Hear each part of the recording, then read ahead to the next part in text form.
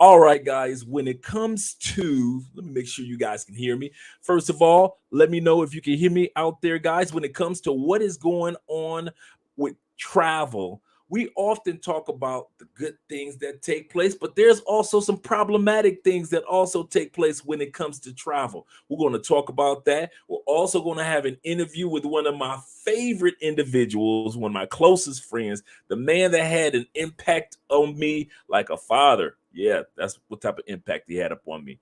My man Russ, Taylor Made Dreams, will be joining us a little later during this episode, as well as, guys, we're going to be talking about race. We're going to talk about culture, and we will be talking about investments here on Love Crossing Borders. My name is Andre. Your girl Andre is in the other room enjoying a good movie, relaxing today after all the rain that's been taking place here in Cali, Colombia. But at the end of the day, we're still going to have a good time. And we already know what today is. It's Friday. And what is Friday? Drink in hand. Yeah, we celebrated with agua the past couple of weeks. Now we're back to having a little bit of Colombian rum. Yes, we will have a little bit of rum. So I got my rum ready. Let me know what you guys are drinking. Before you come in, you already need to do just like Queen Felicia always says, wipe your feet off. Wipe your feet at the table. That means click the like button. Hey, I like you. I need for you to like me too. So at the end of the day, definitely, guys, definitely look forward to talking about this topic and discussing it with you. But before we go any further, you guys already know we got to let you guys get some shout outs. The first individuals that show up in here always get the shout outs. All right, we got StreamYard in the building. StreamYard gets a shout out because StreamYard is the platform that we use in order to do our live stream. So we definitely going to give a shout out to StreamYard. Also, let me cut that down. Terry is in the house. Terry's in the house. What's up, Terry? Man, doing great. Drinking hand, celebrating life, good news, bad news. So we're going to talk about that. What I mean by good news, bad news is this. It means that everything is not always perfect when you are relocating or visiting other countries. A lot of people make the mistake of thinking that once they get on that plane, everything's going to be perfect. My life is going to be different. I ain't got to worry about America anymore. I ain't got to worry about the high gas prices. Man, y'all paying some high gas prices. $7.59 in California already? Yeah, we're going to be talking about that too. But hey, everybody, queen of the live streams. There are only few of them out there, and Felicia is definitely one of them, the queen of the live streams. We appreciate you, Felicia. Much love to you, lady. Much love to you. I hope you had a wonderful, wonderful week. I hope you got something, a drink in hand. I don't care. Let me know if you got coffee or cocoa. Let me know. I don't care if it's liquor or liqueur. Whatever you're drinking is wine or wine. Let me know if it's water or agua. I don't care if it's smooth or a smoothie. Just let me know what you guys are drinking because Friday night drinking hand. Here's to you guys. I got something that I'm celebrating that I'm going to be announcing a little bit later. And hopefully when Russ gets in, we can celebrate it together. But at the end of the day, definitely look forward to enjoying this evening with you all. All right. Terry said he had this. This is Terry's day. I had 7 dental implants removed yesterday. Still numb. Woo, 7. Oh yeah. Which that could no pain for a while. Yeah. Yeah, that's a rough one right there, Terry. That's a lot of dental work right there. I hope you have a smile, a better smile, or feel better about that. Charles is in the building. There's no other. There's only one. Charles Jones in the building represents. Oh yeah, yeah. We're gonna have a great time tonight, guys. We're gonna have a great time. We got a great set of topics. The first topic is going to be about, like I said, I think we're gonna wait on this particular one. Uh, the first one we're gonna talk about is quench your thirst. Until Russell gets here, we're gonna talk about quench your thirst. Sometimes one of the things that Andre and a lot of women in South America say about American men is this: you're too damn thirsty. You're too thirsty. All of us too thirsty. Andre was. I'm gonna tell you something. Andre was looking at me like that when we first started getting together. Now you know how we are in the United States. We're kind of like time is everything, girl. We're gonna get together. What? We're gonna hang out or what? What we gonna do? What we doing? What we doing with this? If I like you, you like me. What we doing? So that's how we are in the United States. But in South America, women want a little bit more romantical, a little bit more smoother. And I know ladies in the States even miss that about us as men in the States. But for the most part, we leave the States and we think that we're being timely, but we're actually being thirsty. Yeah. So we're going to talk about that. We got Snuggles in the building. Drop the link. Which link you need for me to drop, Snuggles, so I'll know which link to drop. Unless you're talking to somebody else, because I'll dip in a conversation real quick sometimes. Global paper, not just US paper. No. Global paper is in the building. That's how you make your money. That's how you do it. When you know that your money is international. Global paper. Oh, yeah. Let's get it in and let's get it on. There we go. First sip of the night. Oh, this is actually the second sip. That is good. That is good tonight. We're going to have some fun. And I'm not drinking too much. I'm going to add more. Models and bottles for life. There you go, right there. The man has already declared it. Models and bottles for life. That's right. I've always been like that too when it comes to women. Now, Felicia, no offense to the ladies, I've always been like this. I am not going to accept a yes from an unattractive woman or a no from an unattractive woman. So I was always the guy that I always would approach the most attractive women in the room. Because if I'm accept a yes, she gonna have to be attractive. If I'm gonna accept a no, she gonna have to be attractive. Because I'll be dang if I accept a yes from an unattractive person or a person that I'm not attracted to, in other words, or accept a no, and you ain't even hot. Oh man, no. So yeah, I was always on the models, man. I'm with you, brother. I'm with you on that one. Snuggle say, do you think people know the meaning of race? Well, technically, as you may know, Snuggles, the term race is not a technical term because most of us are made up of cultures and not necessarily cultures and countries and not necessarily the term race. The term race was just a way to put us all in these small subset categories and then have us dispute against one another while the plutocrats in the power brokers and power movers and shakers make their money looking down of us, looking at us giggling. We care nothing about this race thing. But that's why race came along. But we use the term whimsically and globally, but technically there is no such word in such term as race. And you can look it up. Absolutely correct. Do people know the meaning of culture? You also seem to mix up both when it comes to the classifications of people. I agree with you. I really understand where you're coming from, Snuggles, but just to do it in a rapid pace to where people understand in general, because we've all been programmed to separate race, culture, creed, village, country. I just put it in that perspective so people can understand a lot more easily. Make sure you guys click that like button when you come in. Oh yeah, investments will die. You gotta invest. Come on, man. We all too old to not invest. We all too much on social media now to not have some form of investments. I don't care if you're investing in crypto, NFTs. I don't care if it's EFTs in the stock market. I don't care if it's IRAs, Roth IRAs. You gotta have something put to the side. I don't care if you're putting aside $50 a month, something that just makes you feel like you trying to have some money put to the side towards retirement. So definitely. All right, we got cheers with the beers. Cheers with the beers.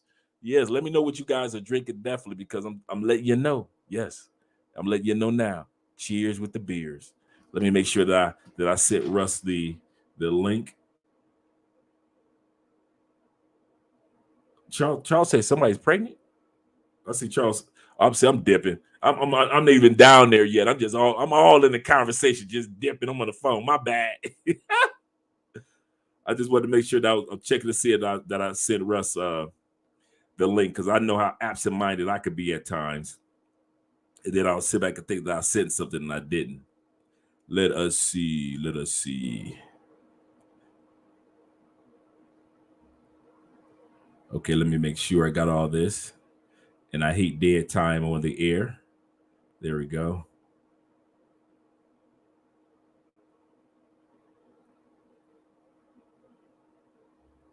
Okay, let me get ready to share this link with Russ. Thank you guys for your patience. Let me get ready to share this link to the live stream with Russ so he can come on in. I thought I already shared it. See, these are the things that you learn behind the scenes because we don't always get everything perfectly, but we continue to try. All right, here we go. Let me copy that and send this over to Tailor Made Dreams. And we are good. All right. And we're looking pretty good too today. Let me know if I glitch, Felicia. Felicia, I need you. I need you, Felicia. Let me know if I glitch. All right, drink in hand. We got Ellery in the building, representing. Hey, Ellery, let me know what area are you out of? I I think you're out of the country if I'm not mistaken. But let me know. Did you what did you tell me? I thought you said you're in Australia or something. But let me know where you are. Okay. Ellery said, would you say that you're labeled an African American, black outside the country? No. Or a gringo or foreigner. More gringo foreigner than black or African American. Nobody talks like that. Only us. Oh, I was doing an interview that I edited today with a young lady, and we were both talking about, do Afro-Colombians call themselves Afro-Colombians? Nope. What about Afro-Latins? Nope. What about Afro-Italians or Peruvians in Peru? What about Afro-Brazilians? Nope. Only we use that Afro term in the beginning. Brazilians call themselves Brazilians. Colombians call themselves Colombians. Now they have subsect titles like I'm mulatto or whatever it may be, or indigenous. But for the most part, you ask Colombia, what are you? They're like Colombian or Brazilian. No matter what color, they're like Brazilian. But we come with that label because we figure that we want to put people in a category in which we can understand. So we put everything with Afro in front of it, meaning that's a black Italian or a black this person or black that person. But at the end of the day, most people don't grasp hold to that the race part of it or the cultural part. They embrace the country. So it is when we leave the United States, people look at us as American. I don't get, people don't say I'm Afro-American. They just be like, he American. He from America. That's it. Gringo, foreigner. That's it. Just like you said, Hillary. That's it. So, oh, you're in Maryland. Cool. Oh man, my old stomping grounds. Woo. I used to do some danger in Maryland, boy. Shout out to the ladies in Maryland. I used to love y'all. Oh yeah. And be more. All right. Oh, okay. Jermaine in the building. I saw Jermaine name pop up a few seconds ago. What's up, Jermaine? Yeah, Russ should be here in a few moments. I know he has that he's taking care of, so you know he's got family matters that he wants to take care of real quick, but he's still going to come on. I just talked to him a few moments ago, and so he's going to be coming on. And I told him basically that even if he couldn't come on immediately, you know, Russ got he come on anytime he want. He come on in the hour. He come on in 2 hours because you guys know me. I'm always here anyway. But what we're going to talk about, we're going to get started with the topic. Like I said, we got several topics tonight that we want to hit. First topic is quench your thirst. Second topic is going to be about some issues that Russ want to talk about. The third topic is going to be about, so there's going to be Russell's interview. It's number 2. Third topic, what we're going to talk about is race and color and culture, as well as investments in other countries, because a lot of times we fail to remember that when you are visiting these countries, you can also invest in these countries. You can invest when it comes to buying a piece of property or buying a piece of land. So those things are possible for you, as well as when you come to these other countries and learn about the race and the culture. Because I can say this without a doubt. Since I've left the United States, my experience with racial issues on a regular basis, and I wasn't experiencing on a daily basis in the States. I can't say I was. But since I left the United States, the pressure of it is not as much as it was in the States. I can easily say that. I can easily, and other people have said that once they leave the United States, that pressure of dealing with racism. For example, like we always use this example. If you are driving your car in the States as a black person and you see the police in the background, you hit a corner just to see if they're going to be idiot enough just to turn that corner with you. You ain't even going that way. You just want to see what they going to do. And what happens? That police officer turns the corner. And this is the funny part. He's not even following you. He turns that corner. He pretends like he's following you. He follows you for a block or two. Then all of a sudden he speeds off like he's gone. What was all that call for? And this is the funny part. It happens to you in the States no matter what age or gender you are. Black women got to deal with cops, and black men got to deal with cops. Black youth has to deal with cops, and whether it be male or female. But once you leave the United States, and I drive in this country, I drive across this continent, that pressure like that unnecessary pressure, it ain't even there. It's not even there. But Andre, that's because you're American, so you don't deal with that. That's what my point is. There are two experiences of race or racism when you leave the United States. There's the local racism that they are dealing with, everyday Colombians are dealing with that are black, that I don't deal with. And then there is the experience of race or racism that I do deal with, but it's from a gringo's perspective. It's kind of like a watered down racism, if you want to put it that way. And anybody in the comment section, let me know by your experiences where you live somewhere or you visit somewhere.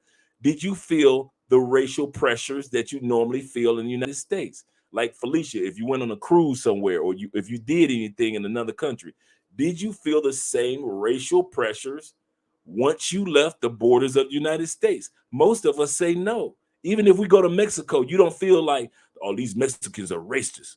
You don't feel that type of pressure that you feel at home. I hate to say it, but you don't.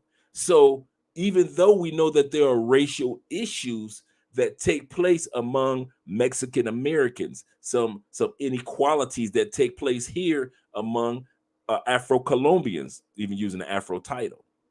We're even having the first Afro-Colombian person that's going to be running for president, female running for president this Saturday.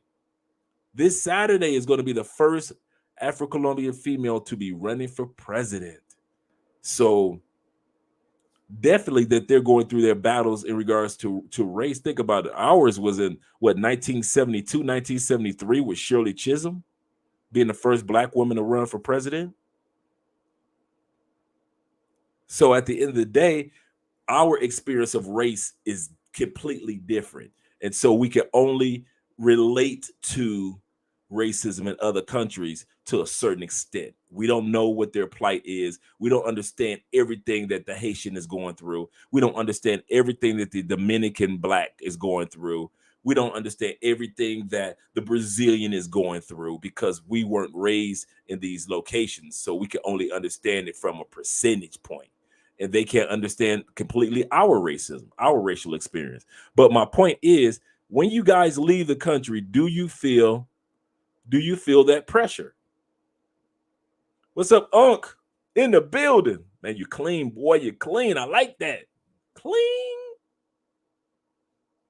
Do you feel that pressure? It's because we are more proud of our race than our nationality. I can agree with that. But then I got like an inkling of a pushback, just an inkling. I'm gonna say something. We're gonna talk about this in general later. I did not know, and maybe some of you brothers that don't live in the United States or sisters that don't live in the United States can attest to this. I did not know how patriotic Black people are in the United States. Can I take a sip? Y'all some patriotic mother. I did not know. I thought that we kind of like was in this how I was raised. We in the United States, we helped build it. So, it's our flag by default. That's what I was thinking. I was always like, we went to wars and we actually built the White House, so technically by default, by way of 500 years of indentured servitude, it's our country and our flag too, right? Remember, most of that eagle is Black, not white, right? only the head part is white. The rest of that eagle is Black, right? So this is what I'm thinking, right? By default, until I left the United States, and anybody that's in the chat, let me know. You say anything bad about the United States, Black people are on your ass. I have dealt with more attacks from Black people than I have from white people about the United States. Usually in the United States, you sit back thinking like, you sit back thinking like, oh, it's the rednecks in the white boys in Mississippi and them Georgia boys, them Alabama boys. Them boys love the United States. Them the ones that love the United States. Oh no. Oh no. Leave the United States. Black people on your ass for leaving the United States. Man, I have had more attacks from my own brethren and sisters. There are more YouTube videos that attack us for how dare you get a damn passport? How dareth thee get a passport? There are so many Black I did not know. Did y'all know this? I'm for real. I'm all sincerity.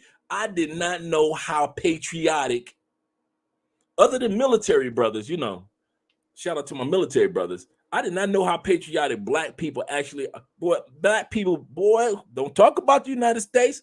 Do not talk about their country. Black people do not play that. I did not know. Let me know if I was the only one. I'm gonna come back to the comment. I'm gonna scroll down a little bit, but y'all y'all talking tonight, boy, in the comments. I can't keep up with you people. That's really an issue for Black people in the United States. I didn't expect that. Absolutely correct. I didn't expect it either. I kid you not. Y'all had me fooled on that one. Even though I'm going to the bottom of the comments, I'm going to work my way up, guys. Okay, Andre, Black people who attack you are not patriotic. They are just jealous. I don't know. I don't think so. You know what? I thought that for a minute. And Larry, shout out to you. I thought that for a second, in all sincerity.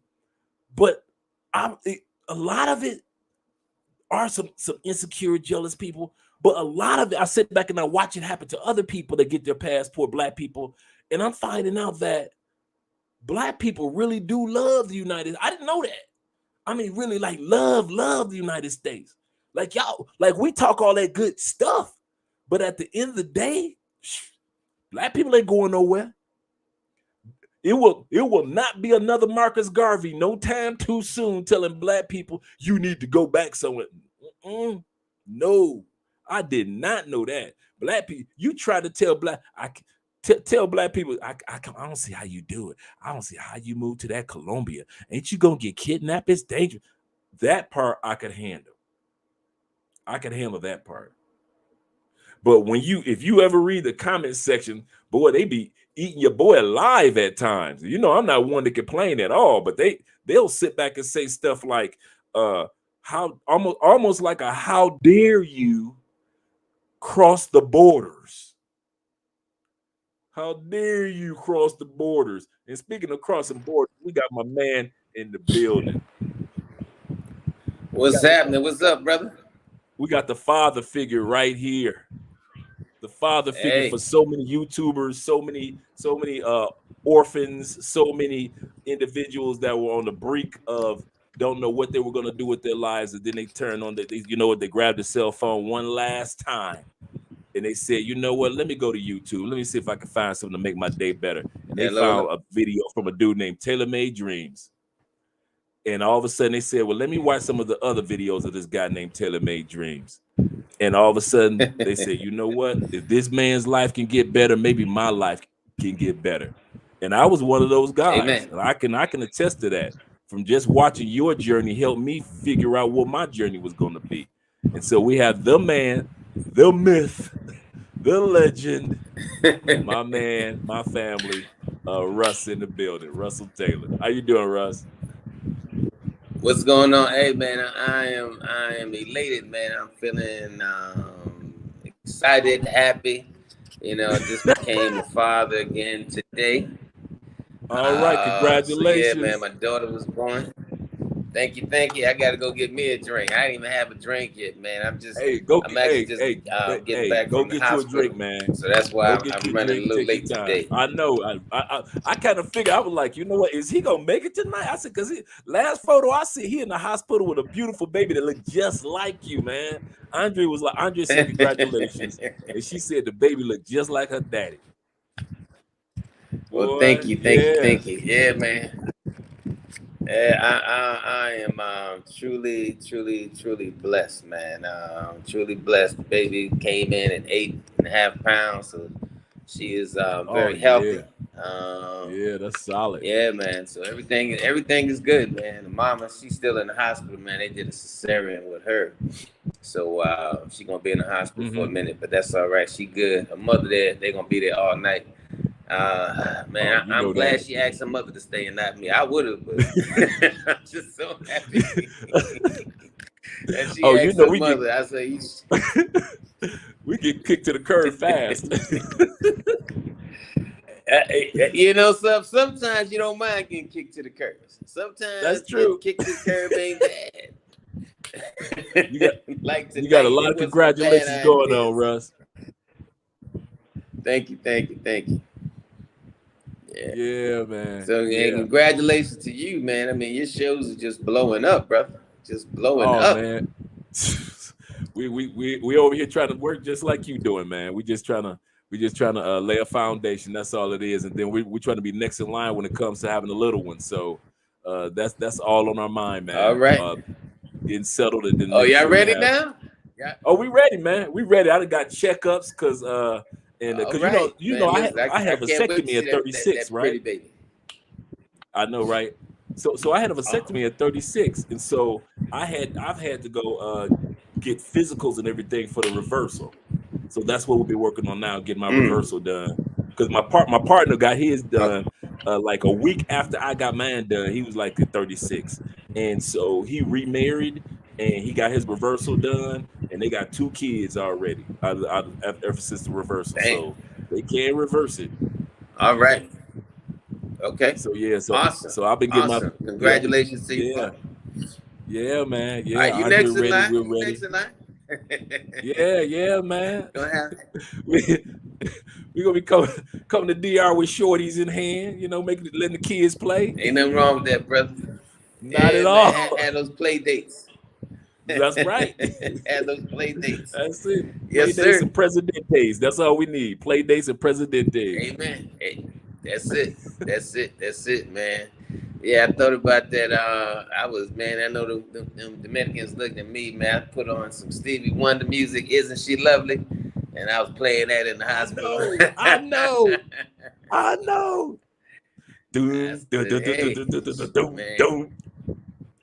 Oh man, that was the perfect song, brother. The perfect song, man. No doubt, man. Yeah. No doubt. Yeah, I am. Man, I'm on cloud 9, brother. I'm on cloud 9. Man, listen, I'm on cloud 9 with you, man. Andre sitting up here looking at the pictures like it was our child born. He's so happy for you, man. Oh man, so happy for you. I love that model in your life, brother. I love that model Yeah, in your life, yeah, man. man. She's an extraordinary woman. Extraordinary She woman, brother. really You is, married up. man. You married I up. did. All right. We got my Ain't man nothing Chapel wrong with Pot it. TV. Ain't nothing, not at all. What's up, Let me give Chapel Chapel Pie? Pot a shout out, man. This the other family member. Here's for Yes, the sir. head of my yeah, Chapel Pot he gave a Dominican donation of 250, and here's for this ending my life for the OGs. Okay, I didn't ended All my right. life. Ended my life for the ended my life, his live Live. stream. Yeah. Into his life for the Oh, for the okay. OGs. Okay, cool, man. We appreciate that, brother. We appreciate that definitely. Oh, he gave another. See you tomorrow. All right, man. Thank you for the next donation too, Chapel Pop, man. You're good people. Make sure you guys subscribe to this gentleman's channel. He's in DR as well, and Absolutely. he gives some great videos and great interviews, man. Great interviews. Like I said, I watched that interview Yes, that he you does. guys did with the brother that brought his mom from the States. Man, that was a powerful interview. Yeah, man. It Very was. It powerful interview. was. It was. Really was. Okay, I know you had a topic that in regards to, we're going to start off talking about investments, because I know you had a topic that you Okay. wanted to discuss in regards to that, and talk about a particular app. What happened with you with that particular app or that Definitely. particular investment format, and kind of like warn people and give them a heads up in regards to this particular format. Let me let you go ahead and speak about it. Yeah. Well, I've been investing in the crypto space for probably about 2 years now. So I'm still a bit of a novice on it, but a brother turned me on to this app called Uphold. And first, man, it was cool, and then when I was trying to switch my money to a wallet, it wouldn't let me do it. So I don't know Right. if anybody else had that experience. And so, like, Bitcoin was down, so I said, because I would have sold it if Bitcoin was up and just switched it off that way. But because the coins were down, I said I'm gonna just hold up. But then, man, something funny just kept going on with my account, and something, how you get that third sense, and some say, all right, just go ahead, take the L. It wasn't bad or anything, and then and then put it into, buy it again and put it in a hard wallet. But I sold Right. off almost 20,000 of my 20,000 out of the platform Uphold of different positions. I had like 88, of course, Bitcoin. I had Ethereum, one or two other Right. positions, small positions on the other two, and Bitcoin, Uphold says that it takes 3 business days to actually, for the money to go from their account to your account. Which Right. I don't know why a lot of businesses do that bullshit, because they could take your money out Weeble is one day, like but they that. can't put your money Weeble is back like in. that. Robin Hood is like that. Takes 2 or 3 days. Mm-hmm. Yeah, but it's been over 2 weeks, and I still didn't get my money. So I've been been on Twitter. Found somebody shot me their CEO. Found some other people on Twitter, online, because when these platforms do this, man, you can write all the emails you want. All they're gonna do is send you nice emails, and that's all they do. Nice That's it. emails with good platitudes. And I'm like, listen, I don't need platitudes. I need my 20 grand. So Right. I started blasting them on Twitter and Instagram. Heard back instantly. I heard back. So I got in touch with one of the VPs, and she actually sent me an email, because she said, well, can you send me your email? And I sent her my email, and she hit me up and said that they're looking into it. I said, well, listen, everybody said they're looking into it, but I need my money. I don't need more people to look into it. I need somebody to hit the switch and send me my Right. money. And so she said should be there today. I look as of today, still not there. but I got so busy today, man. That was like early this morning, so I didn't have time to keep checking. So I'm gonna actually, but as of I think it was 1 o'clock, my money still was not there. And with banks, if you don't get it by 2, it just follows the next business day. That's true. So I'm gonna give them a weekend break. But if my money's not there Monday morning, I'm gonna go on a social media blitz, because that's the only language that these companies understand. Like emails, they don't understand. They'll just send you back some bullshit email with, like I said, nice platitudes. But you start hitting them up on Twitter, you start hitting them up on Instagram, and you'll start getting you'll start getting a little further than you would if you'd have just got emails. So I'm just going on a weekend blitz, and I told the man that I'm gonna take this to social media, which no company likes because it's bad publicity. But if I ain't got my money, I'm gonna do what I got to do. But if anybody's using that platform, Uphold, I would say just take out.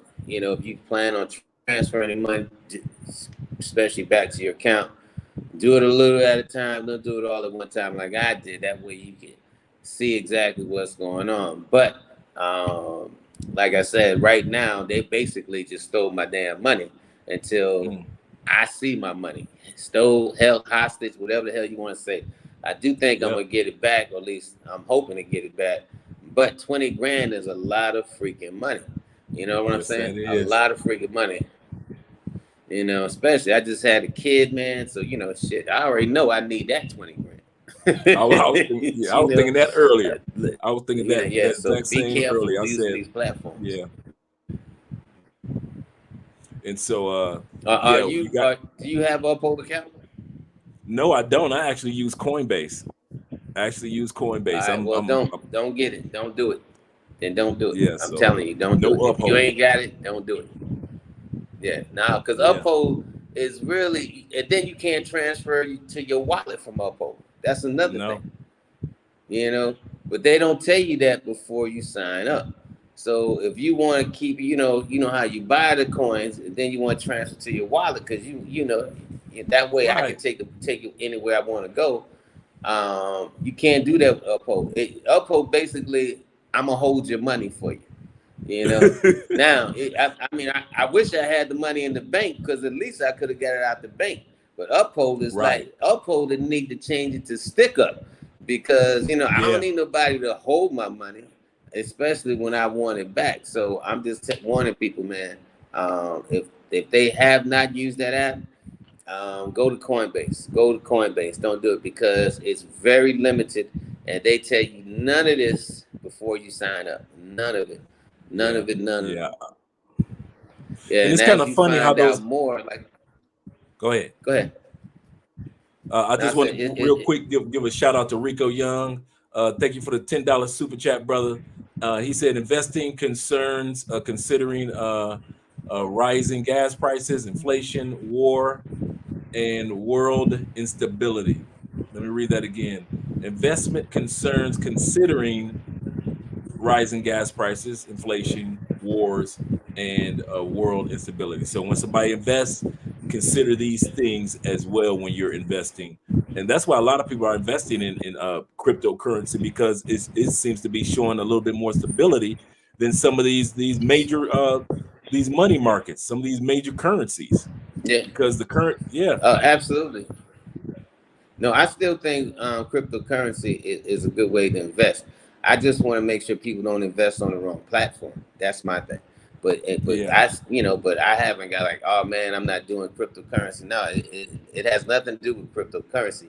It has to do with the platform. So if anybody's out there saying, well, see, Russ, they trying to get, gank him out of 20 grand. It ain't cryptocurrency. It's the platform that I use to actually buy the cryptocurrency. I just wish somebody else would have told me to do Coinbase as opposed to that. But I didn't know anything at the time. I just knew I wanted to get in, and the brother showed me how to get in. So, and it's and it's real easy to send them your money.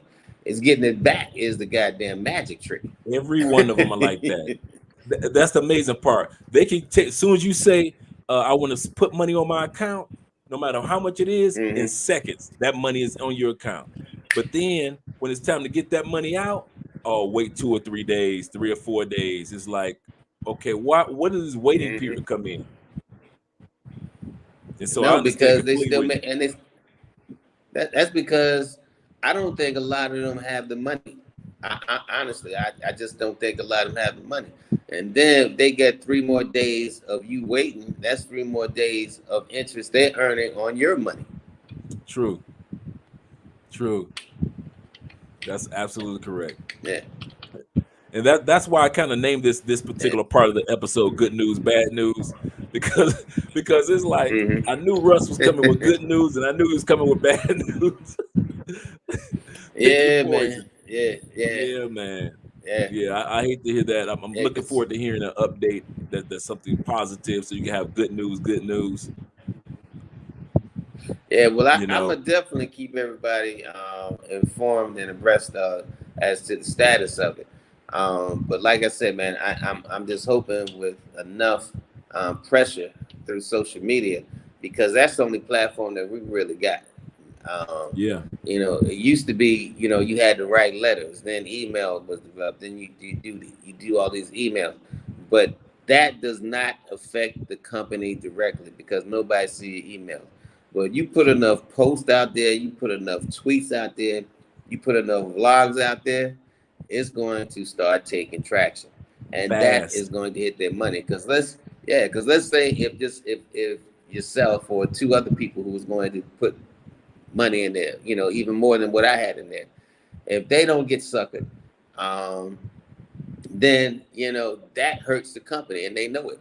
But that is really the only recourse we have today. I know American Airlines, man, they did some real foul stuff, man. When I was flying one time, and I went right to their Twitter, and I started blowing them up, and they instantly contacted me, asked me to give my personal number, and there was a representative reaching out to me, man, and they did, and they took care of the situation.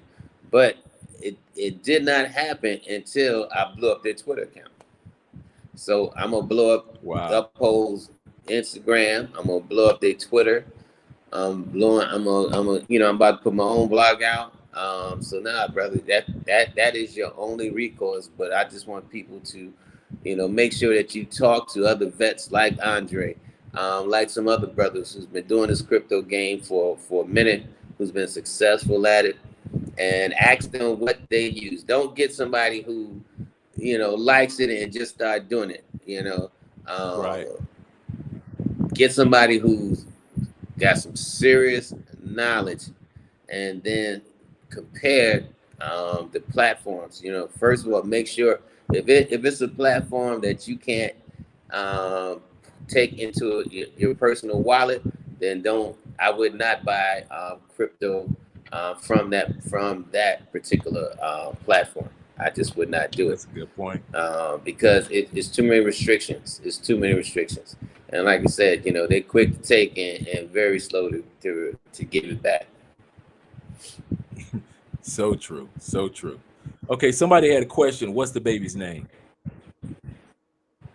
The baby name is Amber Soeline Taylor. So I got the mother name, the first name Amber. Of course, my last name Taylor. But the middle name I got from my daughter. I had a daughter that passed away 10 years ago. It's 10 years this year. And my daughter name was Solange, Solange. My mother name was Ellen, so I took the SO from my daughter and the ELLEN from my mother. So Amber Soeline Taylor. So yeah, that's it. Oh, I like that. Yeah, and she is exactly a couple of hours old. Wow. I mean, 8.5 pounds. 8.5 pounds. Healthy. 8.5 pounds, man. She came out big, head full of hair, man. Yeah, man. I saw the pictures. Yeah, man. Yeah, man. I'm so happy for you, man. I will not lie. I am so happy for you, man. Ace told me to tell you congratulations as well. He's happy for you also, man. Right. we just so much that you do in the community, especially for children over all these years, and to see you once again walking into fatherhood and enjoying this segment of life. Man, we're so happy for you, Yes. Andre and I. First thing we did, we had a moment of prayer for you and your daughter and the mother, man. We Appreciate that. really did. Appreciate that. Oh yeah, man. We really Thank you. did. We're just so Yeah, happy for you, man. yeah, man. And thank you. No, as a matter of fact, I'm starting a new channel. It's going to be called Raising Amber. So basically, I'll Uh-huh. just be talking about, raising a child overseas, some of the things that you're going to go through, because it's a different animal. It's a different animal, man. Wait till I tell people about the hospital situation, man. It's from the start to the finish. When you are raising a child in another country, especially when it's not another Western country, it's a Uh-huh. total different animal.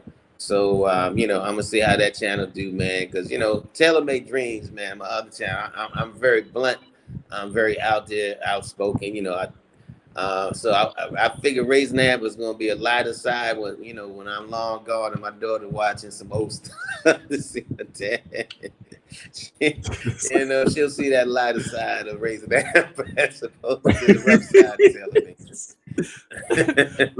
Oh, let me ask you a question. Since you brought up the medical in the hospitals, was there something that was part of the delivery or part of the whole experience with the hospital the past couple of days that surprised you? That whether it was the quality or that they do something that we don't do in the States, was there anything that kind of surprised you? Well, the first thing, I always say, go to a private hospital versus the public hospital. That public hospital is it's a nightmare. I'm just gonna say it's just a nightmare. The private hospital is better, but definitely better. But like in America, they let you go in and watch a baby being born. Some people even filmed it and everything like that. But here they won't let you do shit, nothing. You can't go in, you can't do nothing. It's like nope, nope, nope, nope, Wow. nope, nope. So and then after the woman has the baby, they'll give you a sneak peek of the baby, and then you gotta wait around another hour and a half for them to the mother to come out of intensive care if she had a cesarean and wheeled to the Right. room. So man, it's a blessing, but it's frustrating at the same time because you don't know what's going on. You know what I'm saying? And especially like I said, in America, they let you, go Be a part and of it. basically Yeah. go through the process with the woman. Here it's like, no, nope, nope, nope. And then I'm asking the nurse, like, hey, let me hold my baby. And she's like, no, no, no, I can't do that. I just came for you to take a photo. What the hell you mean take a photo of my child? So That's it all was, you get. yeah, man. It was. I don't know how it is in Colombia, man, but I'm going to wait for your experience for you to tell me. Let me know Man, if it's listen. any different. This would be my first, so I this going to be a whole new experience for me in regards to having a child. But I never thought about that you couldn't be a part of, so that's new. No, So you're absolutely correct to learn the experience of raising a child in another country is completely different from the States. So you're absolutely correct. it is. That'll take a whole new channel. You're right. Yeah, that's why I said I'm gonna create that a whole different channel, man, because it's totally different. Lot. I mean, then there's things with schools. The public schools in Dominican Republic absolutely are horrible. They suck. Even the people will tell Right. you that. Right. So the private schools, you got a couple different private schools. You got some private schools that step up from the public school, but then you have this international school that I guess they on par and have some sort of certification that if your child goes back to school in the States or Switzerland or wherever, Zurich, that they don't have to take a series of tests to actually go to that college. Oh. So, but it's expensive. It's almost like it's $700 a month per kid. So Right. that's a lot of money. I mean, thankfully, I can afford, to send my daughter to the best. But just all those little nuances that people don't think about when having kids overseas, man. Especially like the language barrier. Let's say if you like my girl, she's my Spanish is getting much better, but her English still sucks as hell. I mean, so but then the child is going to be the one that knows both languages. And I've learned through True. my daughter, sometimes when me and her mother disagreed, my daughter was kind of in the middle because I'm telling my daughter, "Hey, tell your mother this." And then one day, my daughter kind of, I looked at her face and I said, "Solange, what's wrong?" And she said, I don't want to. I don't like it." No, she said, "No, I don't like this." I said, "What do you don't like?" And she said, I'm uncomfortable." And I said, "Okay, baby girl, what are you uncomfortable?" And she says, "You're my mother." And I know she was talking, and it was like that back and forth, especially if everything wasn't happy. You know what I'm saying? And she had to do the translation, man. And it hit me, man, that damn, I'm putting this child in grown folks' business. So Right, that was right, it. That was it. That right. was it. So it's those little things like that, those little challenges. Your situation is different because your beautiful wife, she speaks fluent English. Um, but but even with that, raising a child in Colombia is going to be way different than you think. It And is plus, raising a plus we're child moving to in America. Portugal.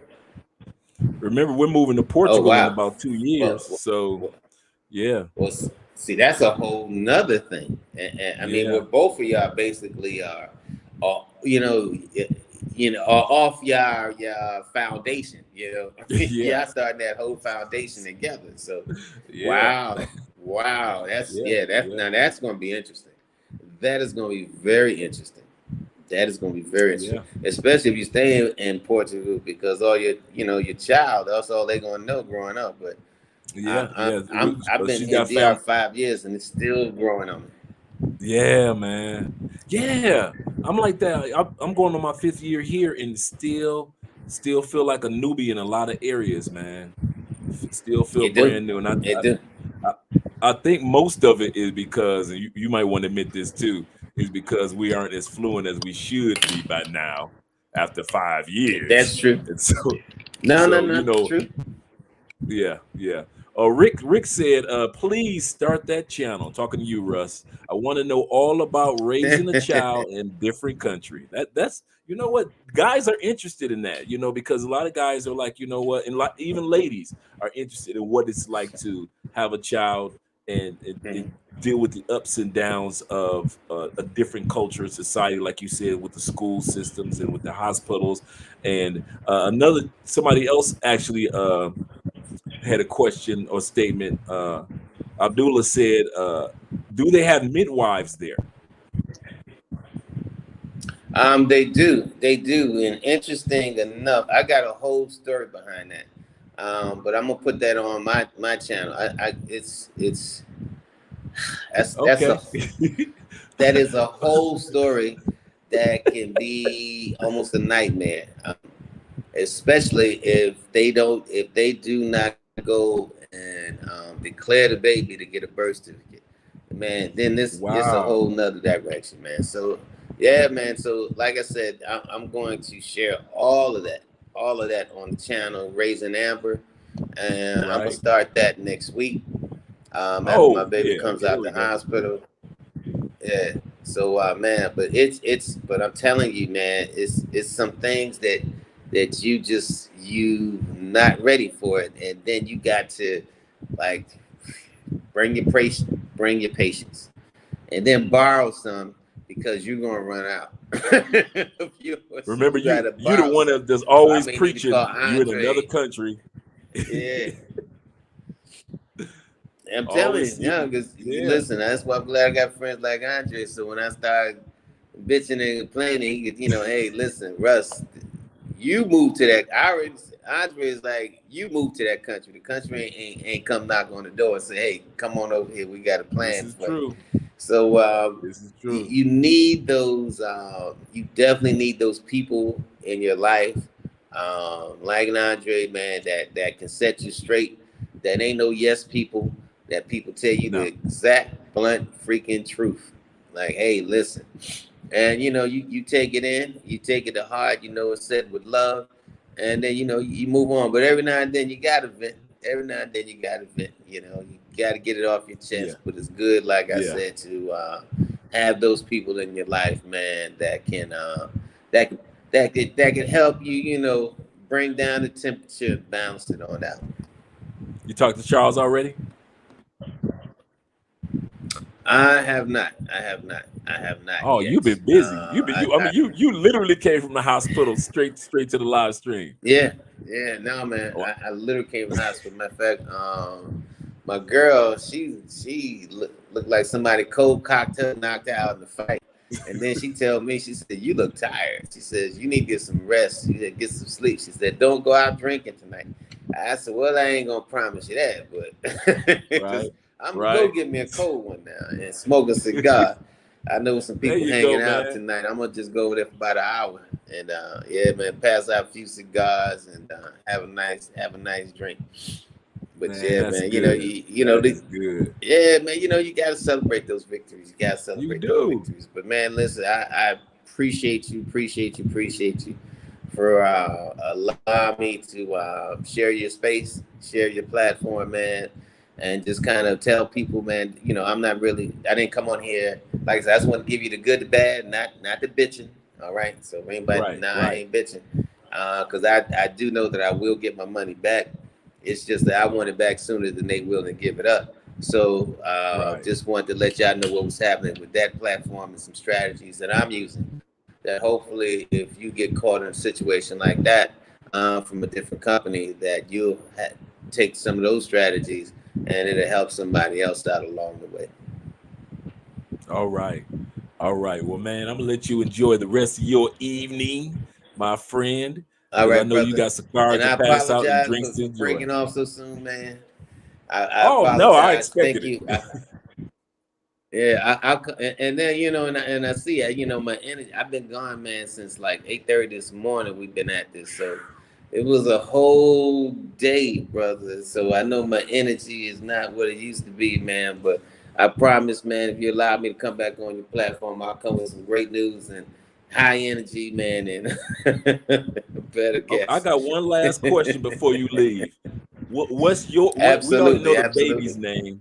We know the baby's name. We want to know what your name is going to be. Is it going to be Poppy, Papa, Pop, Daddy? What are you going to be feeling comfortable with? Have you thought about that? Something, man. My daughter, she called me daddy. Daddy, Right. daddy, daddy. And when they say it in Spanish, it has a different, Right. That it accent to comes it. out different Okay, than English, cool. but it's cute as hell. So I'm gonna let my daughter. I'm not going to influence her in that. I'm gonna let her, let her choose whether it's papi or daddy or dad or father, whatever. As long as it's one of Uh-huh. those titles, you can't call me by my first name. I remember I tried that with my mother one time, man. She beat the hell out of me. I called my mother Ellen one time, man, because I was mad at her. She called me and I went in the kitchen and was like, "Yes, Ellen, what do you want?" And she looked at me like, "Oh, you Ooh, grown now." Bop, ooh, bop, bop, bop, ooh, bop, man. ooh. Gave me No, the you monster didn't. beat down. Oh, you I did. That was a bad slip up. That was a bad slip up. But nah, but as long as but I'm gonna let my daughter. I'm gonna let her figure it out, man, because we definitely want to make the best influences on our children.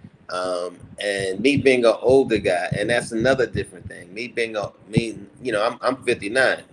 I'll be 60 right. before my daughter even hits one. So I definitely All have a right, George different Clooney. perspective than if All I was right, 30. George Clooney. Yeah, no. So That's hey, yeah, I the can same I can age as still George make them. I'm gonna Clooney still bring and David Letterman. David Letterman was same age, and George Clooney was the same No, age, right David around that. Letterman was in his 70s when he had his last one. I I'm talking think about he his was first like one, what? just the first one. He was Oh like yeah, in yeah, his yeah. he was like Yes, first one, 59, yeah. yes. And his His last first one, one he was was 71. 59. Yeah. Yeah. So that was like wow. Yeah, but no, I'm gonna try for one more. I'm gonna try for one more. We talked about it, so we're gonna do one more, and after that, that's it. But like Yeah, I you sound said, you like have us. a different perspective at 59, 60 than you do at 29, 30. Oh yeah. So Yeah. and how that falls into this whole thing, man, and that's one reason I'm glad I'm actually living in Dominican Republic, because in America, man, that whole, I think the whole family value system, man, has just taken a serious hit. You know what I'm saying? It's Right. the traditional norms of things, man. So I'm glad I'm in a country where that whole traditional role of mother father. Because a friend of mine, he said that he was hot. He lives in Florida, and he said that the teacher told the class that the parents are actually politically incorrect, to make them call them, ma and dad. And my boy said when his daughter came home and told him that, he said he went right up to that school the next day and talked to that principal. He said that this the kind of shit you teach it. I'll just pull my child out of school. Yeah, just crazy. How you gonna tell a child not to call her mother mom and her dad and her father dad? Yeah. So I'm glad, man. I'm not dealing with none of that craziness of the West, man. For sure, for absolute sure. So it's going to be interesting. Wow. Hey, Miss Felicia, my Wow. future ex-wife. Let me give a shout out to the other queen of the live stream. There's only two of them in the world, Felicia and Gail at night. And I just wanted to give a What's shout out and up, Gail? appreciation for Gail. Gail, listen, we talk about a woman that is a part of some of the most major Black YouTubers live streams. That's Gail at night. She is the moderator for so many live streams and so many YouTubers, between Zoom to Thailand, Yeah, I think all she's the the way to moderator. lead attorney Yeah, I too. think the lead attorney. Yeah. Yeah, Because I was yeah, watching lead Gail does attorney it one all. night, man, and he talked about Miss Gail. Yes, Yeah, she's yes, a yes. Gail Shout the out to Southern you. Belle. All right, all right. All right. But anyway, man, thank you. I'm a roll. Y'all have a great night. Appreciate everybody, man. And I'll be calling you on the side, brother. All right, brother. Much love, man. I got number love for Peace. you, brother. I really do. Same here, brother. Number love and respect. All Tell right. tell Enjoy the your model drink. I said Enjoy your hello to. cigars. I am. She told me to tell you Yes, sir. hello and congratulations. So I'm gonna definitely let her know. Thank you, thank you, thank you. All One right, love. brother. All right, we got. That's what I meant by we got some good news. We got some bad news. That's what Russ was bringing. He brought the good news about the birth of his daughter. We're so happy for him. But then the bad news in regards to what was going on with his investments with the investment app. So make sure you guys Uphold is the name of the app. You might want to just stay away from that. And if you're involved with Uphold, you might just want to kind of like pull your proceeds out as soon as possible, because even if they might be good for you, they may not be good for you in the future. So definitely we want to make sure that we protect you guys' investments, because some of you guys are investing for the future, for some of the things that you want to do. And you do not want to lose $20,000. I don't know. None of us want to. I don't think Jay-Z want to lose 20,000. So at the end of the day, we're going to give you guys an update probably in a few days, or probably on the next live stream, of what took place and how he was able to achieve or retrieve his finances. Gail says, click that like button. You guys already know I like you. Just like me too. Click that like button. If you're new here, please consider subscribing. She said that. That's what I mean, Gail the Southern Belle. She just says it like, hey, consider it. Me, Andre, I'm like, listen, what are you doing? Who raised you? You haven't subscribed yet? What are you doing? Subscribe to the channel. I appreciate you. All right, let's get back to the topic at hand. We were talking about the difference between dealing with racial issues as a local in a new country and a expat or a tourist in a new country. You know I'm telling the truth, Gail. Gail the Southern Belle. You like that? You are. If you ever heard Gail talk, then you realize that, oh wow, she's got a beautiful voice and she has that old school Southern belle about her, right? So that's why I call her Gail the Southern Belle. And so when it comes to racial issues, the first thing that I want to discuss with you guys that there are two experiences that you're going to notice when you go to another country. Your experience, Mr. America, or Mr. Europe, or Mr. UK, and then the local experience. And I know that's obvious, but for many people, especially Black people, we make the mistake of thinking that all of the Black diaspora, we can relate to one another because we went through slavery together, we went through this together, and we got to overcome the man together. Yeah, to a certain extent. But then to a certain extent, we all don't have the same experience, because I don't have the same experience that Afro-Colombians have. When we go to Brazil next month, I can't relate to the full experience that the Brazilians have had when it came to their trade, indentured servitude. We can't relate to that. And so one of the things that you don't insult the country of Black people there by trying to pretend like you can relate to them and their experience of racism, because you got your own version at home. So you think racism is exactly the same around the world, and it's not. Ask those Black people in Poland right now, those Africans that's still trying to get trying to get into Poland from Ukraine. Ask those Black people in Ukraine. Now, there's a difference between being an expat and an expat that's an American. Most of us Americans would have got out of Ukraine long before any of this broke off, because you got the U.S. Embassy telling you, hey, you're getting text messages saying, you need to get your ass out of Ukraine. It's about to go down.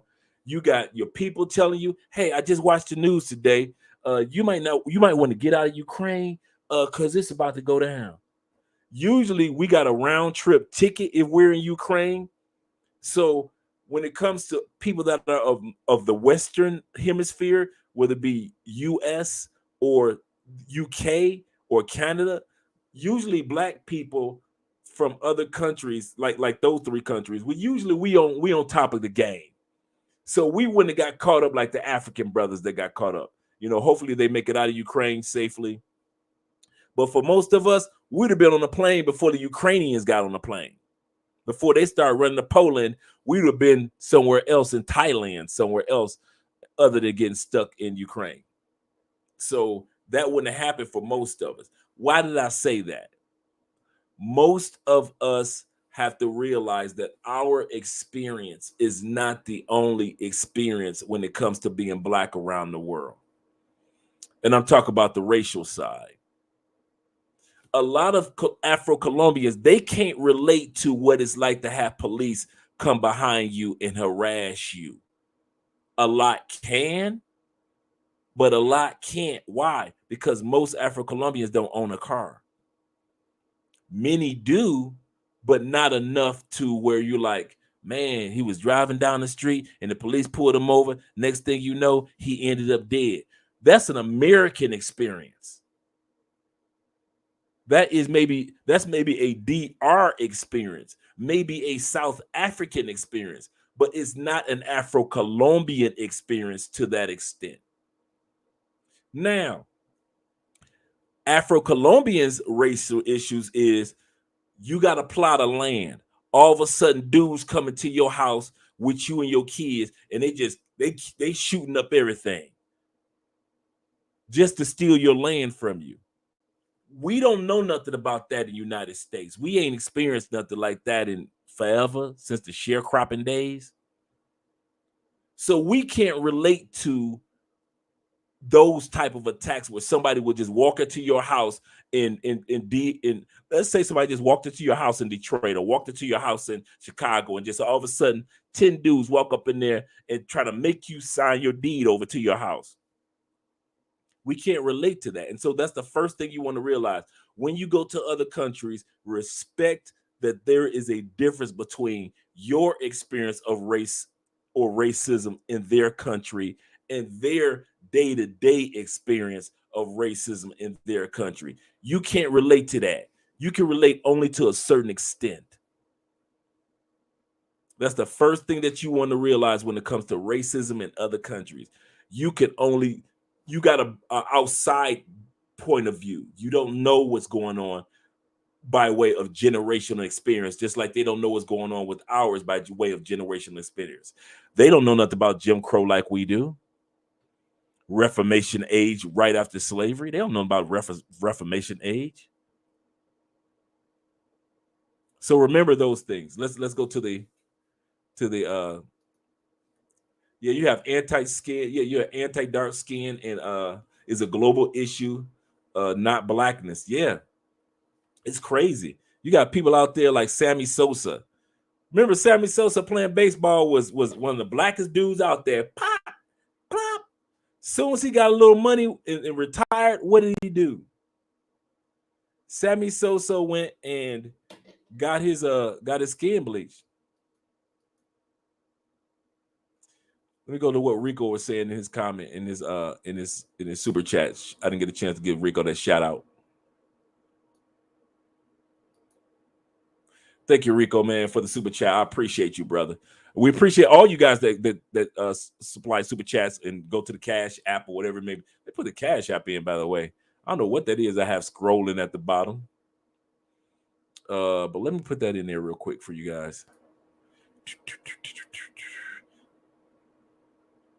Okay, we got the PayPal or Cash App, but Cash App. Okay, there we go. But at the end of the day, Rico is saying, with all due respect, racism is not same globally. Absolutely correct. But anti-blackness is universal around the world. I can agree with that. Absolutely, yes. We must be honest about that part. IJ, I'm just saying, yeah. I agree with you in regards to that. Absolutely correct. Absolutely correct.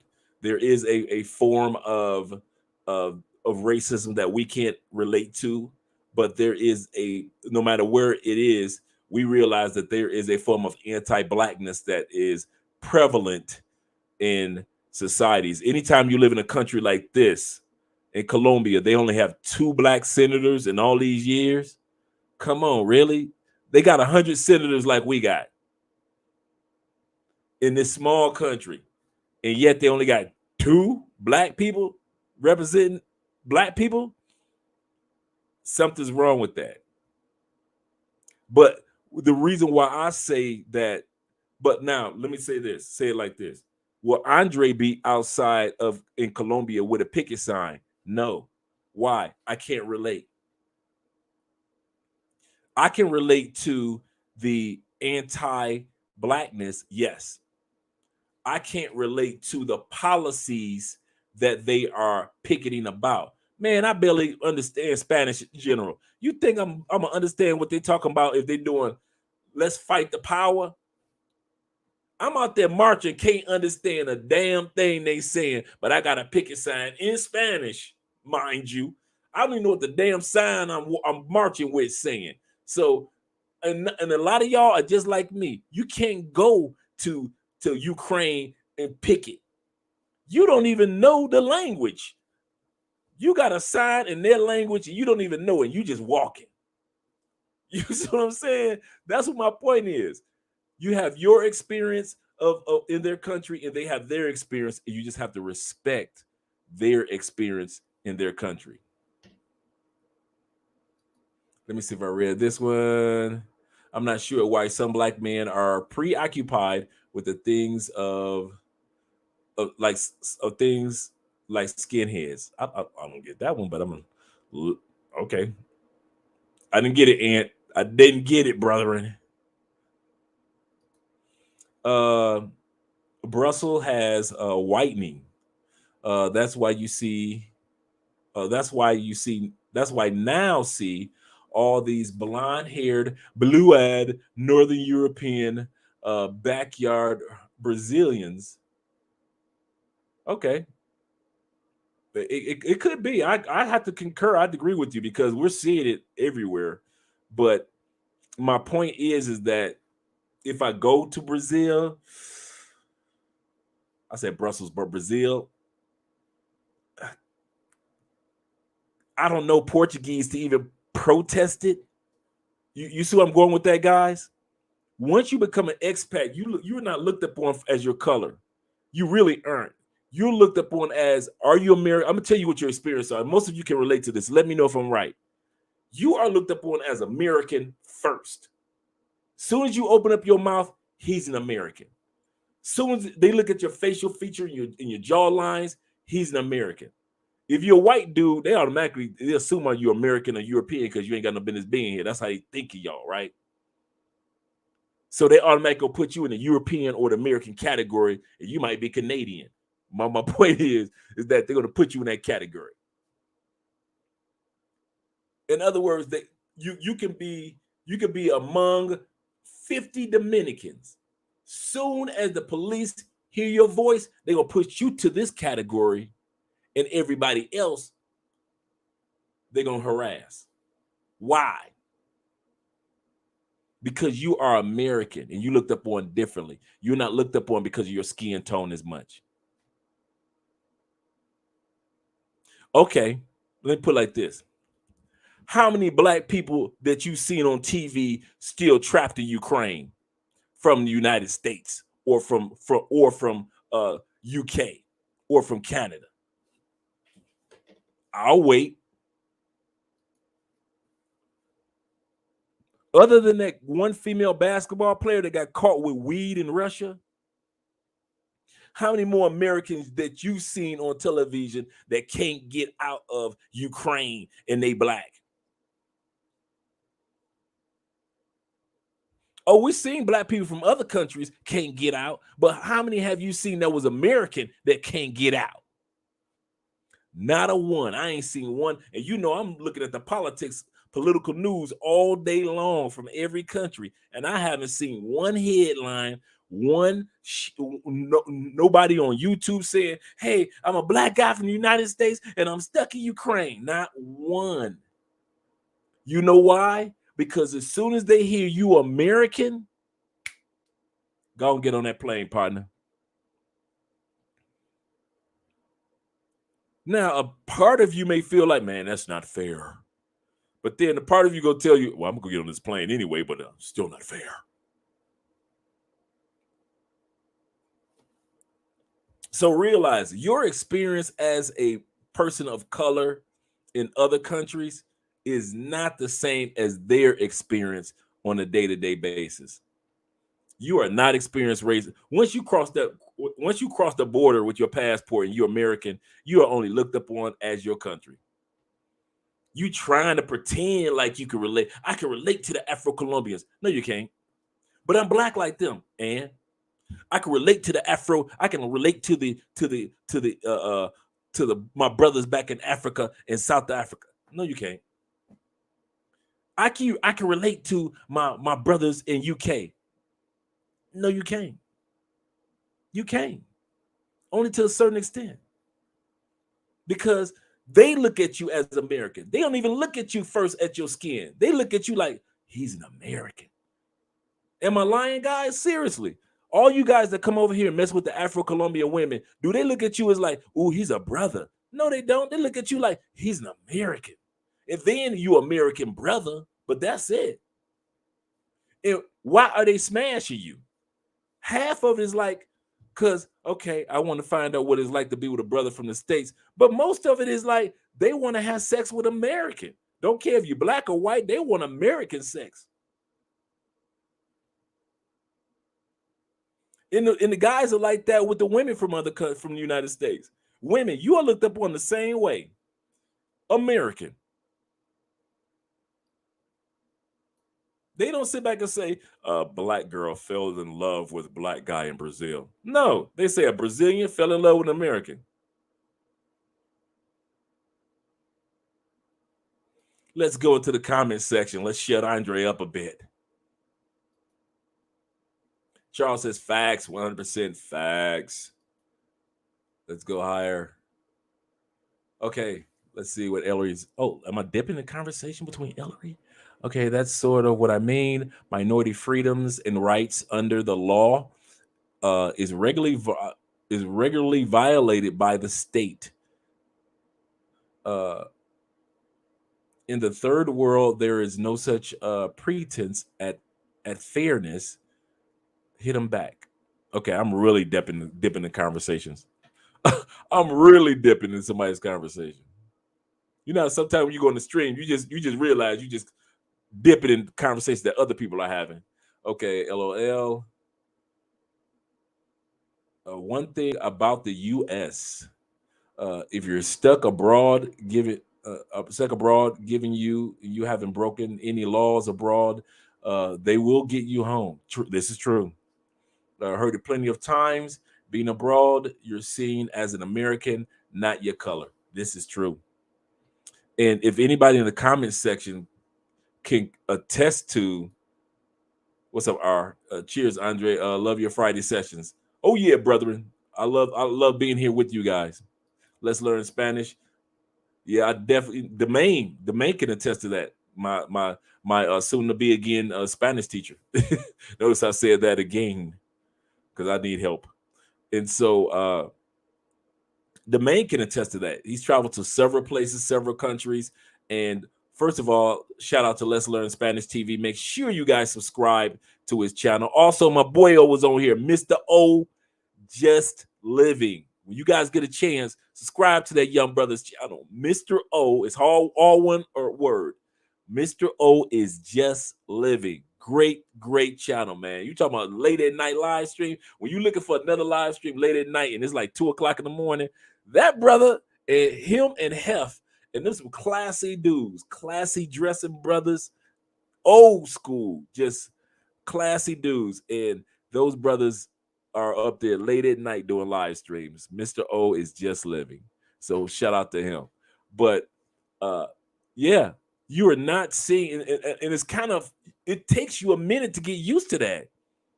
It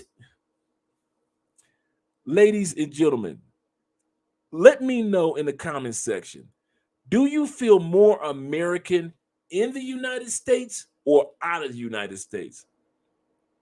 I have never felt more like my country, 'tis of thee, sweet land of liberty. I ain't never felt more like that in the United States as soon as I left.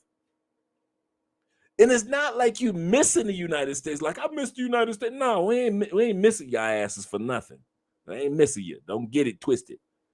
But the way other people treat you, you're an American. I am. You go to the front of the line. Go ahead, American. You go to the. I get to go to the front of. You have never in your own country been treated like you get to go to the front of the dang line. And I'm talking about whether you black or white. I'm not just talking about race now. It don't matter if you black, white, or Asian in America. You don't get a chance to feel that feeling. Contrary to what black people believe in the United States, not all white people balling out of control. Okay, we treat white people in the United States sometimes as if every white person got the upper hand. They just got the ups. It's some broke ass white people in Kentucky, in Alabama, and Mississippi. It's some rednecks that's having sex with they niece right now, even as we speak, with their nasty tails. There's some white boys that just ain't got together. They gonna be trailer park trash for life. Shout out to the trailer park in the name of like Leader Turdy say, shout out to the trailer park, right? Every white boy ain't got it going on. I don't think if black people have come to that conclusion yet.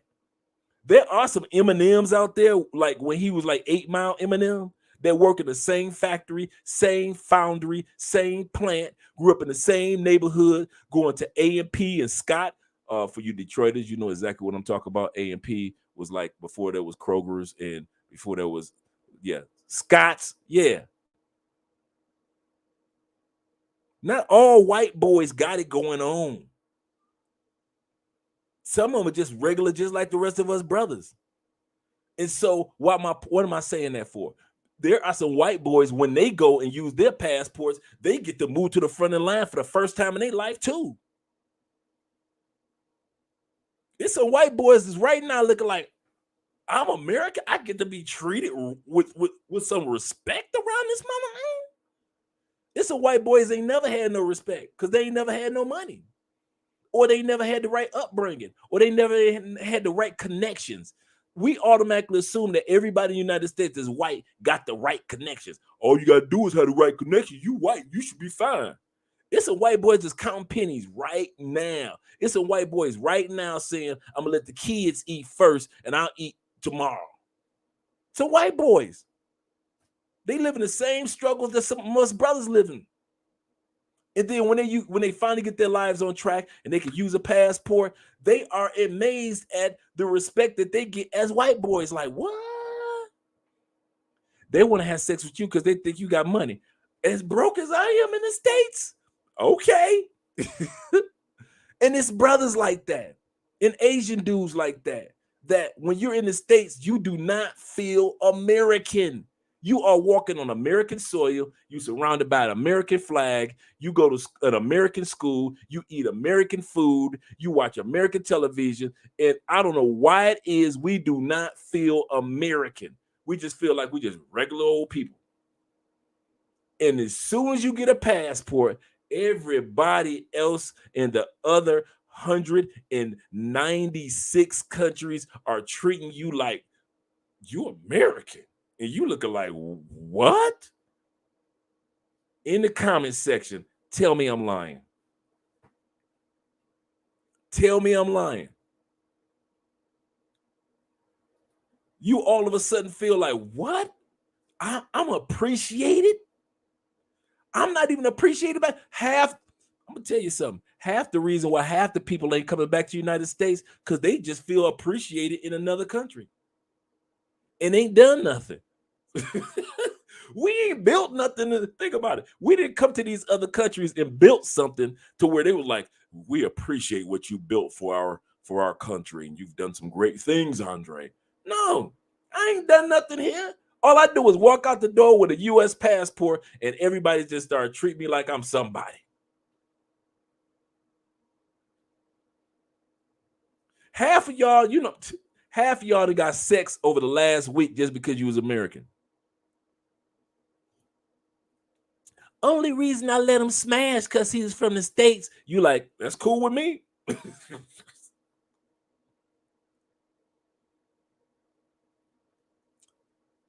Half of y'all ain't got no problem. I don't care if you're black or white. Ladies, half of these dudes do, Gail, Miss Queen live stream, Queen Felicia. Half these dudes do not care. Men ain't prideful in certain areas. We do not care. We had no problem with if the reason why a woman wanted to be intimate with us is because of our passport. We have no problem with that. We're not bashful.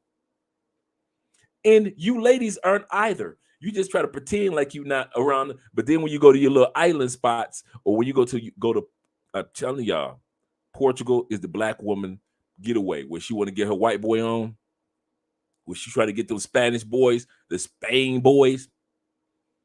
Portugal.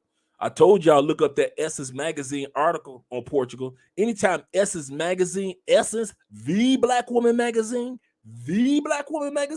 put an article out to calling all black women.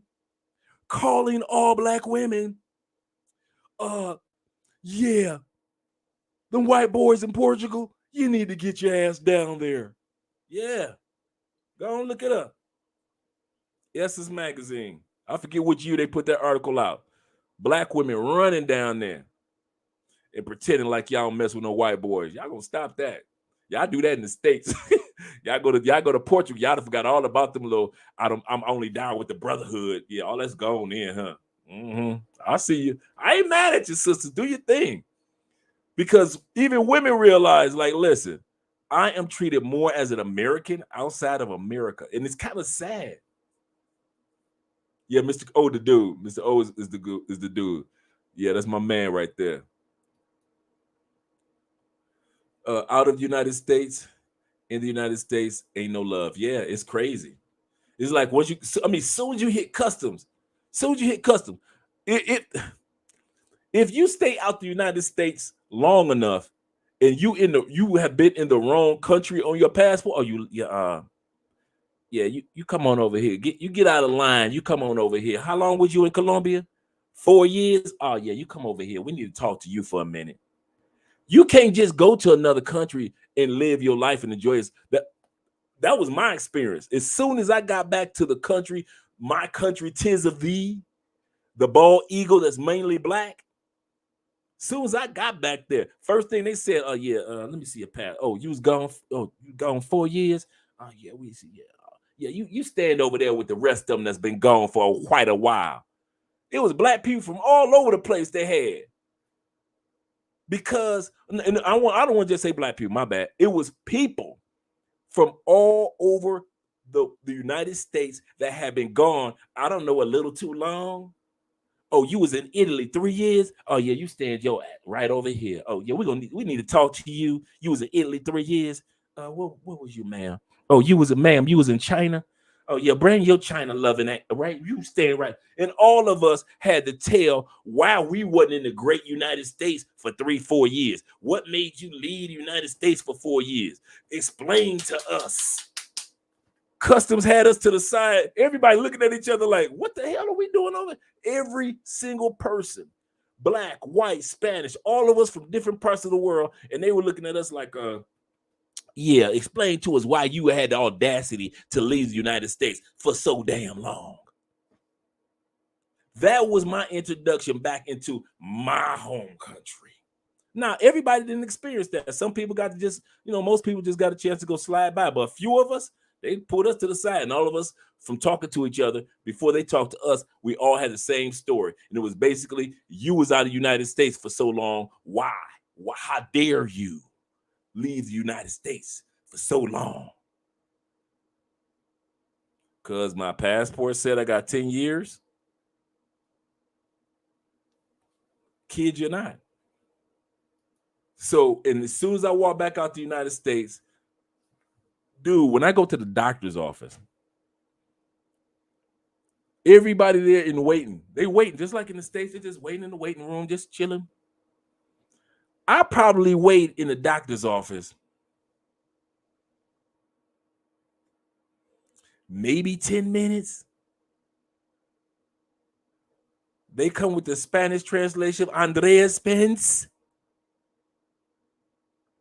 And I'm going to see the doctor. All these people waiting for hours. I'm every time. Every single time.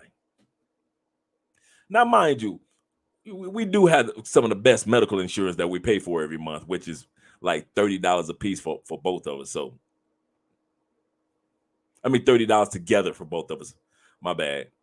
Think about it, $30 a month for 2 people for the best medical coverage. That's crazy. But I digress. Yeah, outside the United States. That's right. Racism only matters in America. That's true. That's a good point, Ellery. I mean, once you leave the United States, it becomes more of a classism. And that was my next one. Classism compared to racism. Because you can't dispute what those African brothers in Ukraine are going through of not being able to get out. We have most of us that of the United States that would travel to Ukraine. We got a embassy and a round trip ticket to get our ass back home. So it's more like, can you afford your class to be able to do what needs to be done compared to, well, we're gonna let these white boys on the plane and then you can get on the plane. No, it doesn't work like that. Like if we were over there, it'd be like, let's get the Americans out. No matter what color you are, let's get the Americans out. And then everybody else. And then the Africans that's in Ukraine, hey, you ain't on the American level. No offense, but since you ain't on that class level per se, the African brothers got to deal with the direct racism to where we're on the plane, we're at home while we're looking at the African brothers trying to raise some money to get out of Ukraine. So that's the difference between it. Okay, Andre, I'm prior military and spent a lot of time in Germany and have visited the DR on a regular. Race difference is about the same. The race difference is about the same. It's just how you carry yourself and adapt. That's a good point, Jason. That's a really good point. How you carry yourself, that makes the difference in how you adapt. Me and Jay, you probably can attest to this, Jason. You probably would, like me, you weren't trying to interrupt or get involved in the Black experience in those countries if you didn't know what they were fighting for or what they were picketing for or what rights they were trying to go after. You just kind of like, let me stay in my U.S. Black American lane and let me not interrupt. Now, that doesn't mean that you didn't take time out to, if I'm not mistaken, take time to learn. I take time to learn from Afro-Colombians about the culture, about their experience, but I can't relate. If they say, Andre, come out to this march, I ain't marching. Hey, I don't know the language too much. I don't know what the hell they're saying when they're giving a speech. I don't know if I don't know. I do not know what I have a dream is in Spanish, okay? And most of us don't. Shout out to those of you that do. And since we don't know what I have a dream today, since we don't know what that is in Spanish, we ain't got no business out there with a picket sign. When they had the protests here in Cali about raising the taxes, I was here at home watching it on television. Now, there were plenty of Black people that I knew that were downtown. There was a couple of YouTubers taking videos, but they didn't know what the hell was going on. They just were down there just be taking videos. You know, you just like Jay said, you know, it's how you carry, how Jason said, good point. It's how you carry yourself in another country. Charles says, I only get patriotic when foreigners talk shit about America. Otherwise, yeah, that's another thing. Yeah, you do get patriotic. Yeah, like, hey, don't be talking about my country, man. You don't know what the hell you talking about. I heard in America, you don't know nothing about America, dog. Shut that down. And then an American go into the comment section talk about you. Andre, you protected America. Why don't you come back home? I'll never come back home. Don't get it twisted. It's because I don't let somebody talk about America. That doesn't mean I'm trying to go back to America. I'll let Eddie Murphy take care of that. It's not something I try to broadcast when I'm abroad. Yeah, and that's another thing. You don't walk, anybody that's American that got any sense, you don't walk around saying, I'm American, I'm American. You respect me. If you do that, yeah, you're an idiot. So most of us don't, like Charles said, most of us don't. I'm like Charles. I don't do it. I don't walk around. It's people that I was in the grocery store the other day, and a brother walked up behind me. He said, you got to be American. I was like, what's up? Why? Because he was right. So I heard his English. So I already knew it was a brother from the States, and he was behind me, right? Thank you, babe. And he said, because they don't make them that big here. You know, I'm 6'3", I'm always in the gym. So he's like, they don't make them that big here, bro. He said, so you automatically stand out. And so I'm like, okay, cool. So I don't have to walk around with, I'm American. The Maine is just as tall as I am. I didn't know that until I met him, right? You know, you see a person on YouTube, but then when you see him face to face, you like, you tall too. And so Russ told me to tell you hi. He said, thank you for congratulations. Oh, yeah, I'm so happy for his new twin. I know, right? Yeah, his twin, right? The baby looked just like him. Igualita. Just like him. The mother just used how do you say? The incubator. She just incubated the baby. She just gave birth. That's it. Yeah. Like we say in the States, Russ spit that baby out. Yeah, man. So yeah, you don't even have to broadcast. I'm an American. People automatically know.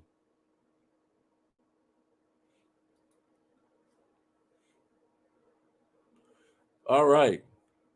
Well, we're gonna make sure we subscribe to this brother's channel. How do you pronounce it? Abi Camigo. Camigo is together. TV. Oh, Habla. I'm looking at the L as an I. Habla Camigo TV. All right, let's make sure we subscribe to that channel. I'll make sure we're gonna subscribe to that too. Thanks for letting us know, Bruce.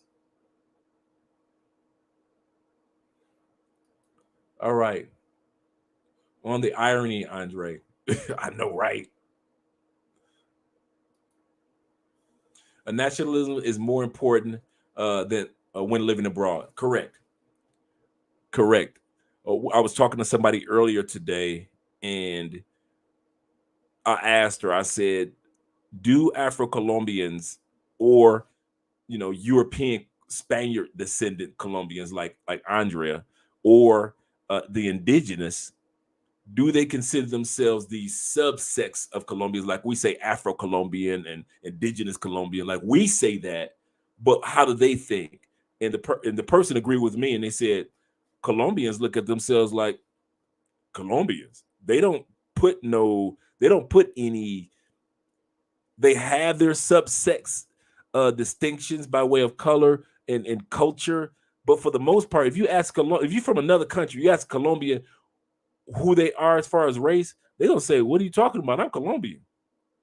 It doesn't matter what skin they are; they come straight from the indigenous, from the jungles and the land and the rivers, all the way to people from the city, and everybody will say the same thing: "I'm Colombian." They do not have those stigmas that we have of you're Afro, you're part of the African diaspora. They're like, "Yeah, but my flag says I'm Colombian, and so I'm Colombian." And so it's more nationalism, like Taylor May says, like Russ says, they're more national, they're more faithful to they're national to their flag in DR than they are to necessarily just their color. It's like that here too. Rico says that's not every country. Iran, come on, see, everybody realize. Come on, Rick. There are exceptions to the rule. There is the being a Libra. I kind of like I'm accustomed to balance in life. That's what makes me happy. And so, yeah, I agree. There's always going to be countries that are the exceptions to the rule, and other countries that don't give a dang about you being American. There are plenty of them. Plenty of them. Go ahead, ask somebody that's been in North Korea. There's plenty of countries that could care less. The same country like Iran, where we try to get some oil from right now. The same country like Venezuela, where we try to get some oil from right now. So yeah, I agree with you 100%. But we're just talking about certain countries and certain cultures in general. And what my point in everything that I'm saying, because I'm trying to make a point, I don't want to sound like I'm rambling with this topic of racism in other countries. My point in saying this is that there are two forms of race that you'll come across when you travel: your experience and the local experience. And your experience, 9 times out of 10, will not be parallel to the local experience. Well, that's obvious, Andre, but no, a lot of people don't understand that it's not obvious. Black is not black, is not black, is not black around the world. To a certain extent of, well, most countries, there is a form of black oppression or holding blacks back. Yes. Blacks are fighting for rights. Yes. I understand that part. We all in agreement with that. To most countries in the black diasporas, blacks are still fighting for rights globally. But as far as the 100-year, 200-year journey that the Afro-Colombian has gone through compared to the 100 and 200-year journey that the African-American has gone through, in many instances, completely different dance. Like Andre was talking in a live stream the other day, most Afro-Colombians, I'm just going to use that term just because we can relate to it. Most Afro-Colombians have their last name from Africa. Most African Americans, we have our last names from whatever plantation where our family was last on when they received their freedom. If all you heard was Jefferson as the last name, and then when your people got their freedom and the Census Bureau say, okay, Mr. Thomas, what is your last name? Even though they weren't saying Mr. to black people back then, but you get my point. But Thomas, what is going to be your last name? You automatically gravitate Jefferson. That's why there's so many Jeffersons and Jacksons and Taylors and all of us. There's so many common last names. You find very few African Americans that gravitated to their African ancestry name and said that's going to be our last name. Well, here in Colombia, because they were allowed to keep that Africanness and is so strong here, their religion still here. They did not wipe out the African religions here. They still have a lot of, they even bury, even with black people here with burial, they still have a lot of burial services that same way they have it in Africa. We don't do that. We look at the church fam, see Swanson Funeral Home, and we go to Swanson Funeral Home in the States. Completely different experience. Even though we both come up under the indentured servitude trade that was around for many years. When Afro-Colombians had the choice, they got land. They still own land. They Choco, all that. This is black. They got a whole state. We didn't get nothing. We still crying about reparation. They got a whole state here in Colombia. We can't relate to that. So that's why I say when you come to another country, you'll notice two experiences when it comes to race or racism or cultures. Your experience as a foreigner and the actual experience of those that were born and raised in that location. All right, Andre is right. Anyone experience polite customs officers when you travel, but become rude when you return to the U.S., especially at JFK Airport? Man, listen, Miami is the same way. It's the same way in Miami, man. It's like the longer you stay out the States, the more they're looking at you like they give you the side eye, like almost that and like I said, if it was just me, okay, cool. If it was just, well, they messing with the black man, but then I see this white boy come in the same room, but then I see this Spanish girl, then I see the black sister come in the room, and all of us looking at each other, and then all of a sudden you bored, and so you start talking, and everybody's story the same. Basically, it was, you kept your ass out the United States for so long, we want to know why.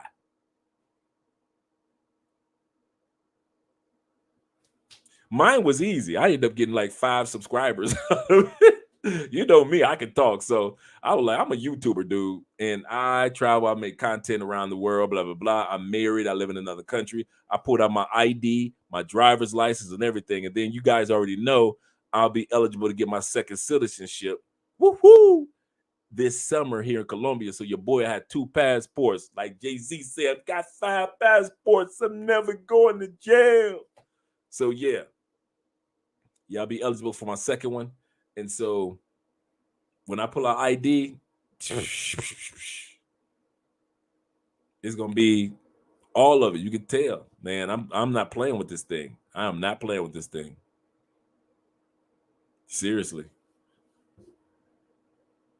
But they don't care. They really don't care. Okay, one of my coworkers was trying to make the point. Had been a LeBron stuck in had it been a LeBron, yeah. Oh, come on. Absolutely correct. If it had been LeBron stuck in Russia, first of all, LeBron wouldn't have been stuck in Russia. Absolutely correct. Like Brittany in the U.S. Would do more to get them home. Absolutely correct. I told her Russia is a different animal. Yes, it is. Completely different animal. And there's a lot of black people that live in Russia. A lot of black Russians. I just watched a documentary on it. It was an amazing documentary. It's not that simple. Correct. But here's the kicker.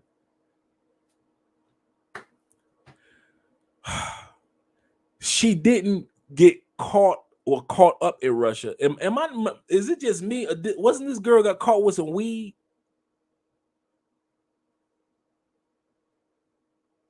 Is it just me? Somebody correct me if I'm wrong. Didn't she get caught up with something that she should have been caught with?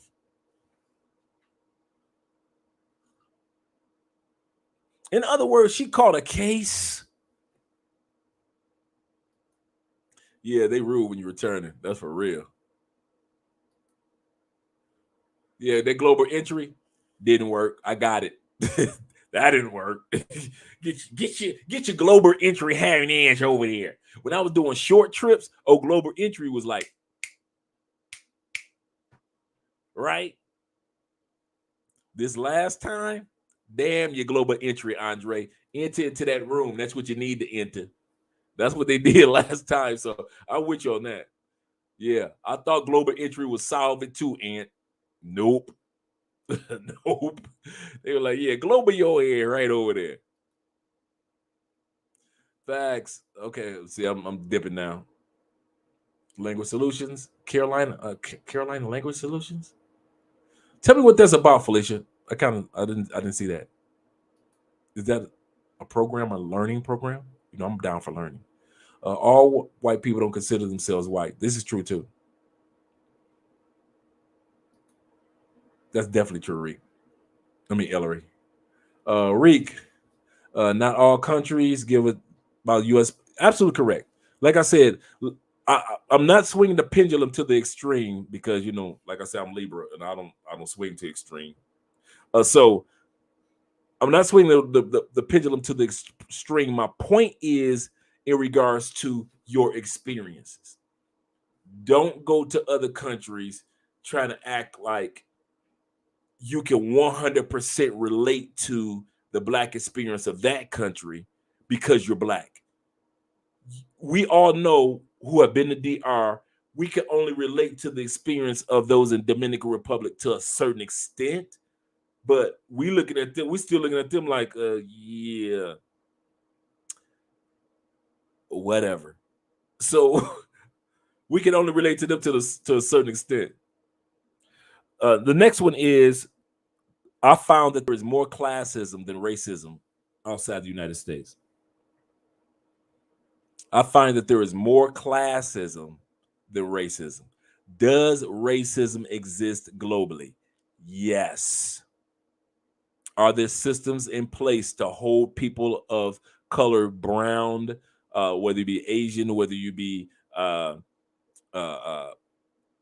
Latin, whether you be black, to hold people who are the majority, in which they call us minority? I never understood that part. We're the majority of the country, but of the world, and yet we call them minorities, but I don't get that.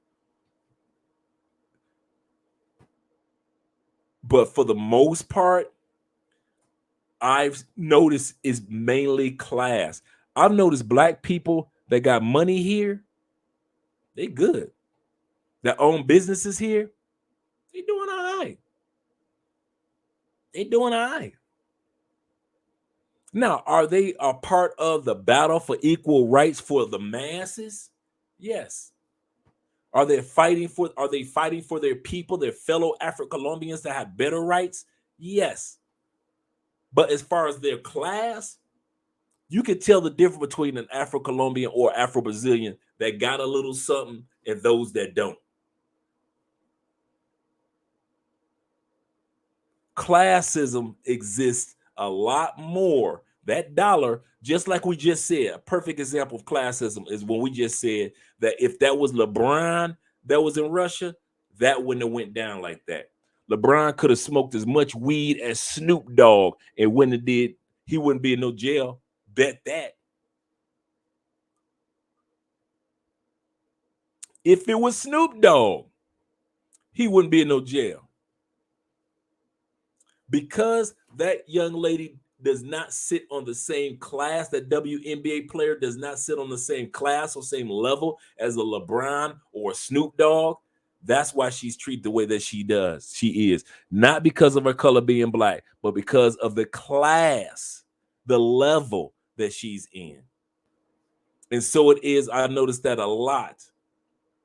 I noticed that there is more classism. I'm going to come back to some of you guys' comments real quick, but I'm going down to the bottom.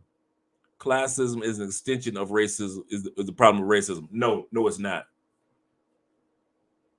Classism could be a part if you want it to be, but there's some white people that's of a higher class that could tell you we don't mess with these white people down here, and they ain't got nothing to do with race. They know that we are the plutocrats, we are the 1%ers. You went to public school, and if you work hard enough academically, you could get into a decent school. But you got a kid that went to, his dad had enough money to put them through the best schools, and they automatically got into the Harvards and Yales. They didn't even have to work as hard. Their dad got connections. That's classism. Daddy got connections. They child ain't had to work hard at all. That's classism. That had nothing to do with color. And the higher up you go with classism, if you do your homework, the higher up you go with classism, the more irrelevant racism gets. The only people that really focus on, let's be real. Other than racial stereotypes of people in lower classes, the more money you make, you do separate yourself, if only a little bit, from the regular everyday experience of black people. Beyonce's experience of being black ain't your experience of being black. You can forget that. It ain't your experience. Jay-Z can write a song like, you know, what's a black billionaire, nigga? No, bro. To a certain extent, yeah, but you stepping out of Lear jets, dog. You ain't had to go in quarantine with the rest of us. Classism and racism is not the exact same thing. Does classism have a form of racism in it? Yes. Once again, yes. But is classism racism? No. Like I said, there's some broke white boys that could tell you that there's some rich white boys that won't even let them tie their shoes.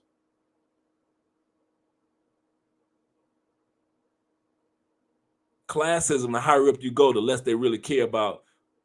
Do you got the money? Are you wealthy? Do you have power? Can you make power moves?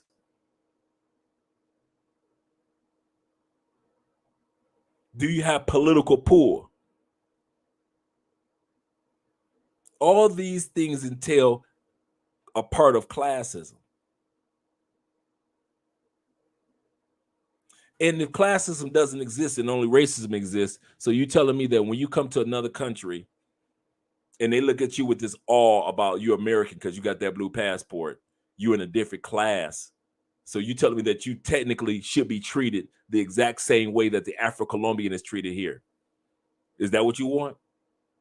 Come on, let's say classism is racism, so it's all the same because of skin. So your black tail go over there with the rest of they black tail, and you be treated like they black tail. You want that? Is that what you want? That's what you said to me. Or would you want to enjoy the privilege that little blue book gives you because you're in a different class?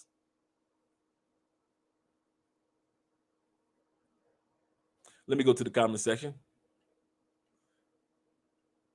Hear what you guys have to say.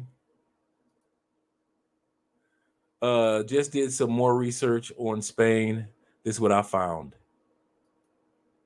Okay, we're gonna come to it in a second, Charles. Some dimes in Spanish. Yeah, true. Very beautiful women in Spanish in Spain. Okay, U.S. citizens, if you do not intend to relinquish their U.S. citizenships, may renounce their citizenships in uh, citizenships to Spanish government as required to obtain Spanish citizenships, but still retain. Yeah, actually, you can. Yeah, I don't have to relinquish mine.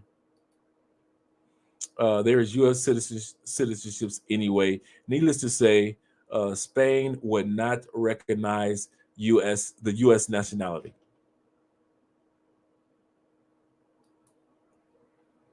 Oh, okay. Andre, I disagree. See, I like when people disagree. That's cool. Jermaine says Andre disagree.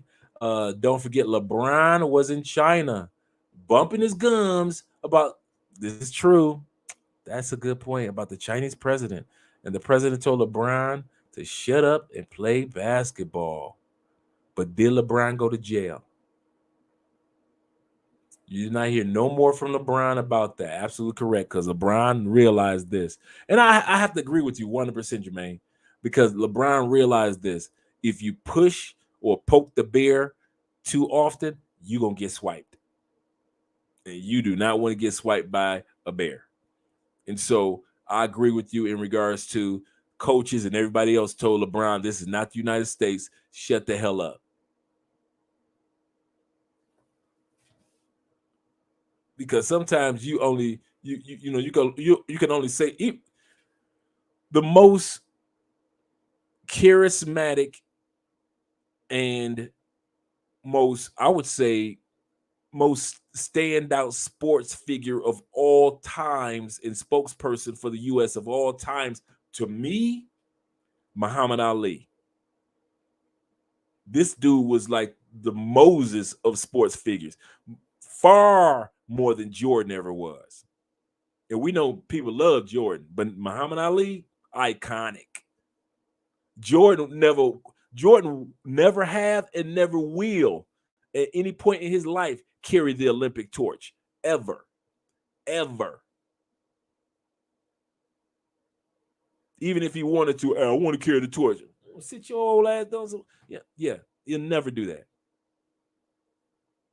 And my point in saying that even Muhammad Ali knew to respect the cultures and the policies of the countries that he went to.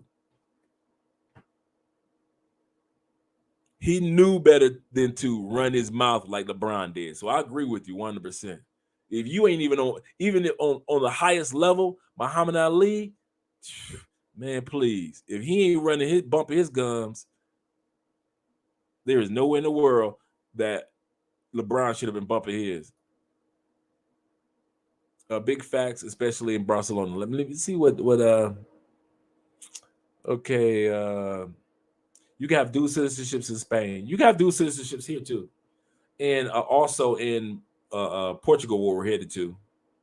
So there's a lot of. It'll amaze you how many countries that allows you to have dual citizenship as an American, but not every country will allow you to have dual citizenship. Absolutely correct.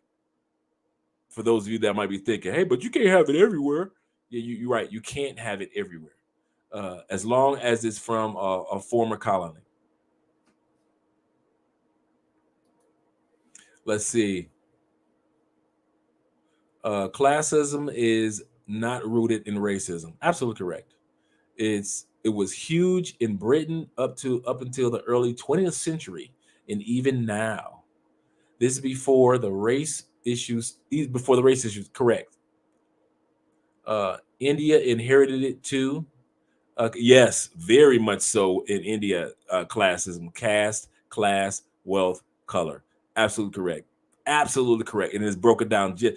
That is a perfect example of, because I've done a lot of research and homework on India over the years, and because I've always wanted to visit there, even though it's like I've been hearing like it's the one guy says it's the filthiest, most beautiful place that you ever want to go to. It's so filthy and so beautiful at the same time. But yeah, that is the caste system, the class, the wealth, the color. Yep, that is India.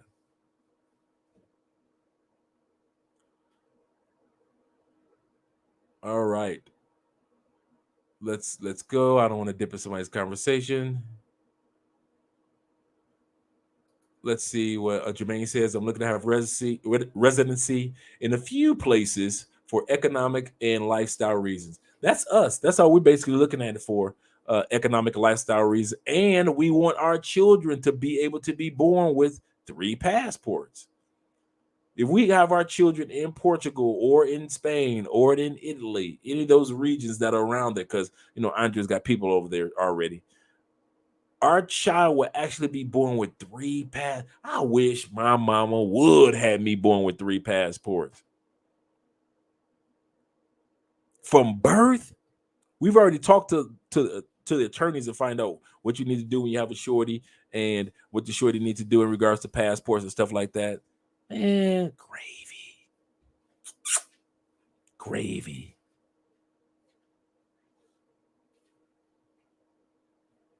So yeah, definitely. Okay, here we go. Technical difficulties. Am I freezing? Oh, am I dipping in somebody's conversation? Okay, especially for your Spanish speaking black men, get over to Spain. Yes. I don't have a US passport. Oh, where you from? NB 90. Let us know where you're from in regards to your passport situation. So if I want to go, so if you want to go, you could go to South America passport, and you can get a South America passport and Spanish one. My goal is 5. I know a few of them I'm going to be by way of purchasing property and acquiring passports. But my goal has always been 5. Part of it is just to have them because I've always been a traveling spirit, and just for the legacy of my kids to know and grandkids to know. Yeah, your granddaddy, he had 5 passports and he stamped them all up. I want to be able to have access to the planet. One of my favorite quotes. Chuck D of Public Enemy said, "I am not an American. I am an Earthling." I can relate to that. I can definitely relate to that. I am not a person that a lot of people sit back and think about me. This is the funny part. They actually think, well, he's in Colombia. All he talks about is Colombia. You don't listen. You're selective hearing. I care about this whole planet. I'm talking about from the Iran to the Iraqs, from the United States to the Ukraine, from the Polands to the Russia. All of it is interesting to me. There are some bad things about countries, and there are some good things about countries. All of it. I love all the countries, this whole planet.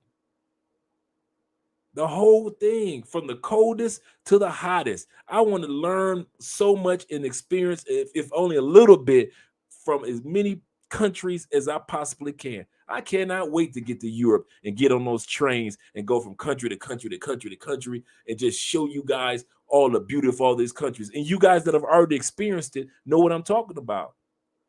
I hold no allegiance to no country. But you're an American. I'll repeat, I pay taxes for America. I got an American passport and I use American currency. But other than that, there is no my country tis of the. No, I'm done with that shit. I'm done. I want to enjoy all that God has put on this thing we call a planet Earth. Yeah, man, that's me. I'm not. No. I have a soccer jersey for every country if it was up to me. Yes, ma'am. Thank you, ma'am.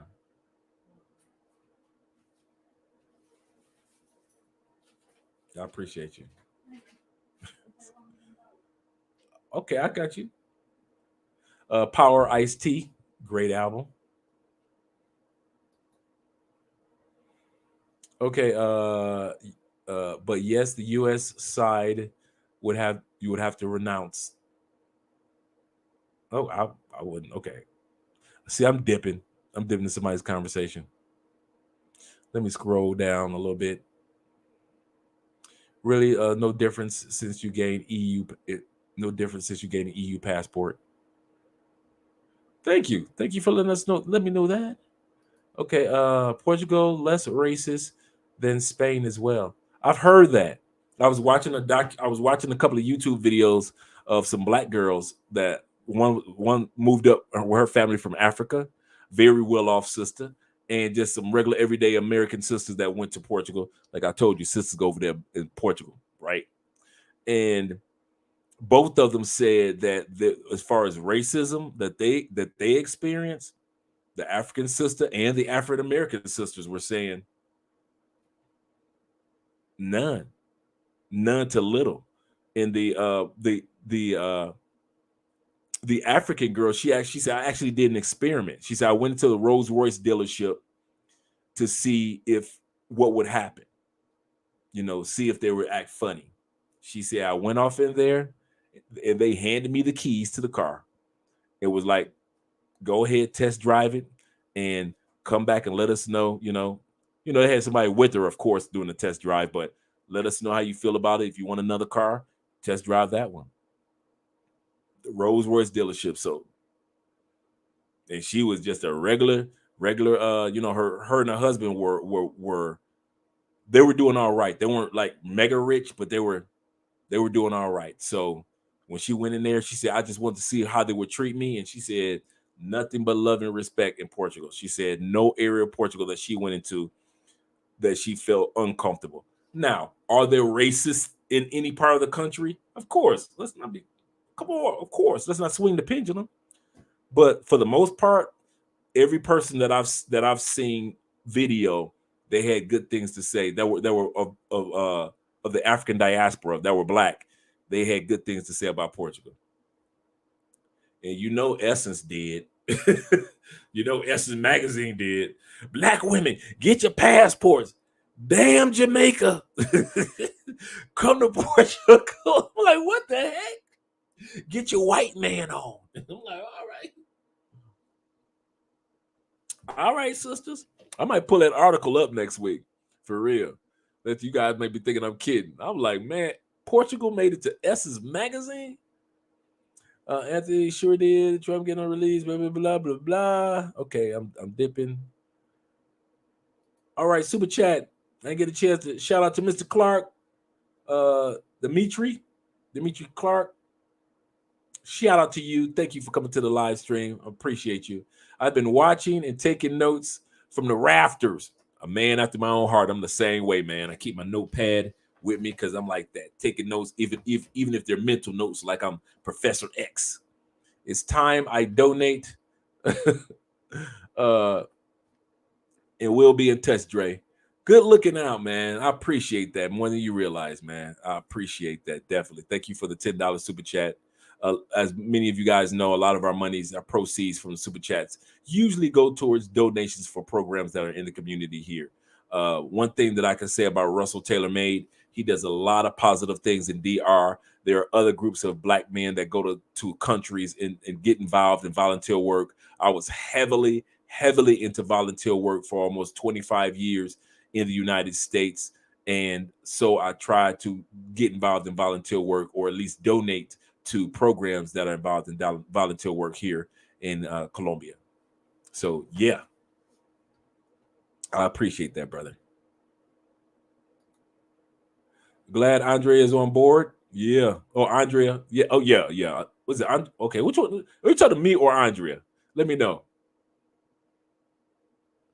Andrea washing clothes right now. That's why she was asking me, do you need this washed or this or that washed? All you are in America is debt.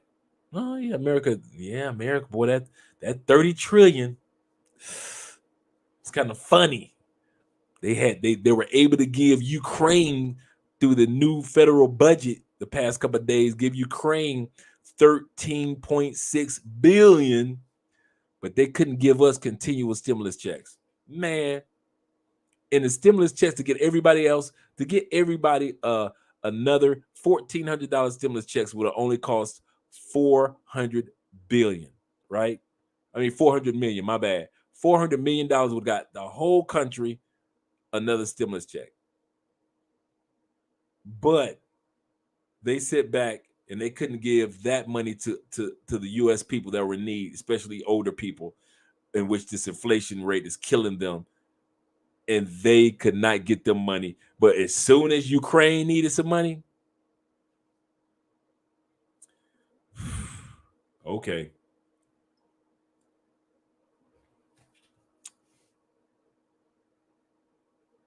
All right. Anthony says it is cheaper to fly from country to country in Europe. Train is fun though. You know what? It is cheaper to fly, but I found there's a young lady on YouTube. She has a video that she does train. She's a sister from the States, and she just trains from country to country. But she also does the flights. She's found their version of, and she posted on her video their version of skip lag. You know how you can just get super cheap flights. She has their version, and she shows it on her videos. And she talks about just several very low tickets that you can pay for once you get to Europe. I always tell people this: only in the United States, for the most part, it is so expensive to fly in, and it's so expensive to fly around, and it's so expensive to fly out. I can't think of any other country other than the United States that it costs that dang much to fly into the country, around the country, and then get out of the country. No other country it costs that dang much. Here in Colombia, you can fly around. If you got $100, you can hit 2 cities round trip in Colombia. That's not even looking for a discount. We can fly discounts. We found tickets that are like $25 to Cartagena round trip from Cali. You can't get a $25 bus ticket in the States. You can get a $25 bus pass in the States to get around the city. So yeah, dual citizenship is the life. If stuff hits the fan and that's all it was about. It's just about protecting me and the family in the long run. You can leave and let it blow over and chill in another one. And not to mention all the tax breaks. Absolutely correct. That's one of the reasons, I kid you not, that's one of the reasons why I keep my U.S. citizenships. Man, the tax breaks are gravy. Man, it's tax breaks for you. It's living expenses tax breaks. You get the tax exemption of $108,000 a year, which is a federal tax exemption. You guys can look it up. It is if you make less than and it goes up every year. Last year was 105,000. This year is 108,000. Next year it would be 112,000. If you make less than 108,000, you get what's called a tax exemption, in which you basically that 108,000 is like a discount from anything that you've made federally. And so of course you got other taxations, on your capital gains and all that stuff for your investments and stuff like that. But as far as like just a regular person with a regular job, and you may not have too much invested, and you made a decent amount of money, let's say I made 70,000 this year. Let's say I make 70,000 this year. I get 108,000 tax exemption. I'm way under it. All these it's so many tax breaks that you get when you don't live in the United States. It's crazy. That's one thing that I can say. You are absolutely correct, Uno. There are tax breaks up the yin yang when you don't live in the States, and they give them to you because I guess when they made it, they didn't think it was gonna be such thing as expats and digital nomads. They weren't thinking about that. Anthony says, I took the train from Bergen. I hope I'm pronouncing that correctly. Norway to Osio.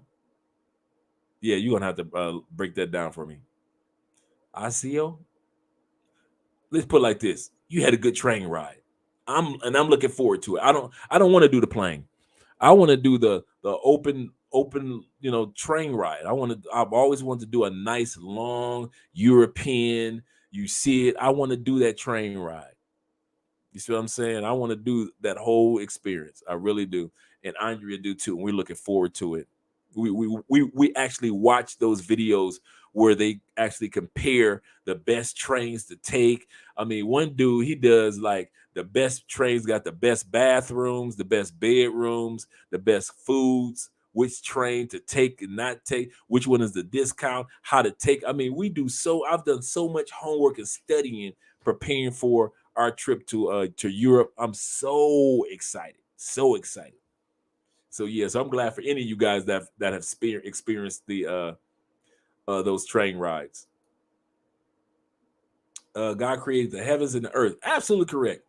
Man created the abstractions of the nation states and the border control. This is correct, my friend. This is correct. I like how you put that.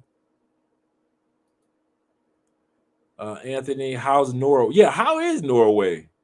Also want to check out the Netherlands. Man, listen. I can't wait, man. Y'all just making me antsy now. Yeah, man. I'm happy for you on that one. I appreciate it. Good look out for Western world. This shit is a bird toast, homie. Man, listen. I love the United States. I really do. But I ain't got number respect for y'all that's still back home. I love it, but I can't do it. I can't do it, man. And for the record, no, I ain't got no warrants off my arrest. No, I don't owe no bunch of child support. I ain't got no kids. No, I ain't got no crazy exes. Like I said, my life, I kid you not, my life was, if I had to stay in the States, I loved my life in the States. I was living in Tampa. Weather was great. I'm by Clearwater, one of the number one beach areas in the country.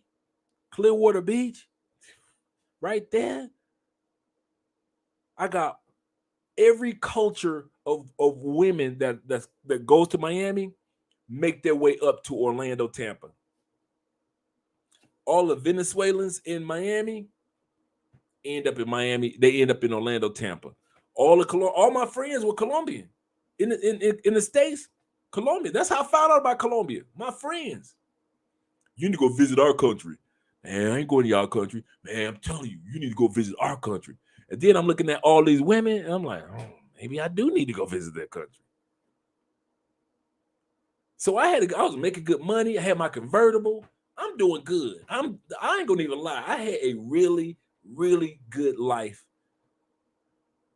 in the States. So it wasn't like I had a bad experience and it was like, my life is so bad, I need to leave the States. Now, if that's what your situation is, cool.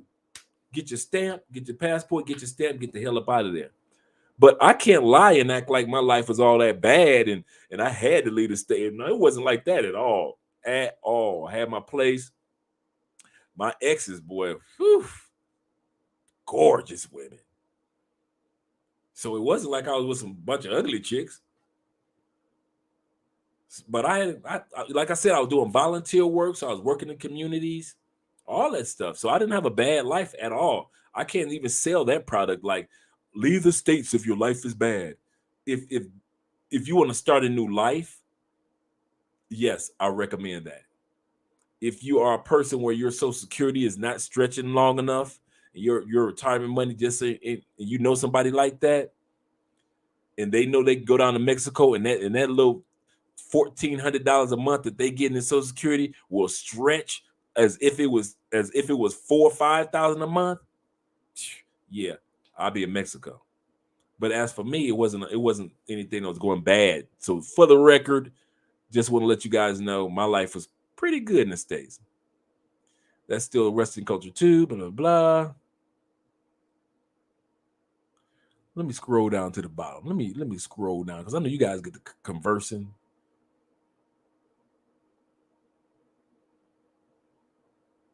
Let's see what Anthony has to say. Rode in Germany. Oh, you did. He's a rode the German. Man, I'm so jealous. I'm so jealous. Rode the German high-speed rail. I know it was flying too. Frankfurt to the airport, 15 minutes. I ain't mad at you, man. You ain't doing nothing but motivating me. Believe that. I'm not jealous of any man. I'm motivated by a person. That's what I'm talking about. Man, I took a train ride in Munich when I was in Germany, and the view while traveling was amazing. Thank you, Jason. Thank you. I'm telling you guys you aren't doing anything but giving me encouragement and giving encouragement to other individuals. It's because I know one thing from my travels. The stuff that we see on TV or National Geographic is one thing. But to actually be here and be in these other countries and see it is completely different. It's one thing to hear all these dudes talk about DR. It's another thing to go to DR and see all the beauty that country has. It is amazingly beautiful. Amazingly beautiful. I have no doubt why so many people are moving to Dominican Republic. And I'm not talking about just for the ladies or for the men. I'm talking about it is a beautiful, beautiful country. It really is. Really is. Same thing with Colombia. Same thing with Mexico and all the other places that we've been to.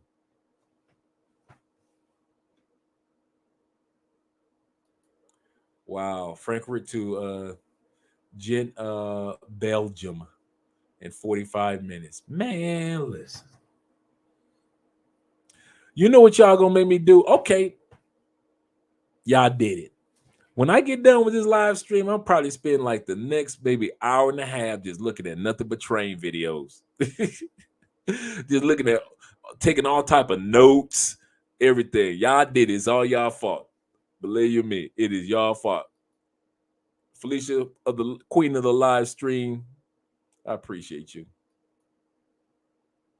Tampa St. Pete is great. Yeah, I love Tampa because I didn't have the headaches that people go through in Miami. I didn't have the Miami prices. I could get a bang for my buck for the house that I purchased. The hitting I-4. You're getting off work, you hit I-4 because some of the females I was messing with. 45 minutes, or for those that don't know, Tampa and Orlando are like there's a 45-minute ride straight down I-4. You blast your music, you're having a good time.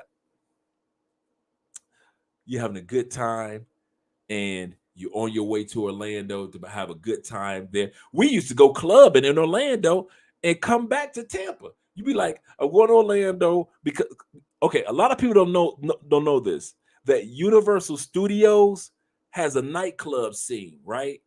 And you pay to get it, like you pay to get to the park, and you can ride the rides and everything.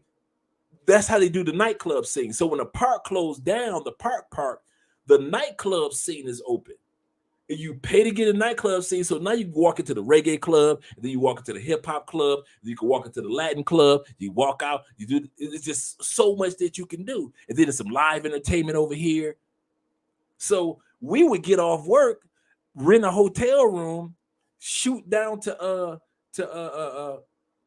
Universal Studios, party. If you wanted to come back home, you could. But if you didn't, you had rented see, Orlando is set up like this.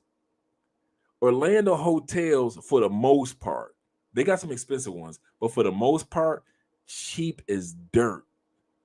Even though dirt is not cheap right now, but you could get a $50, really nice $50 hotel room, really nice $30 hotel room. You get a 4-star for $30 in Orlando. Why?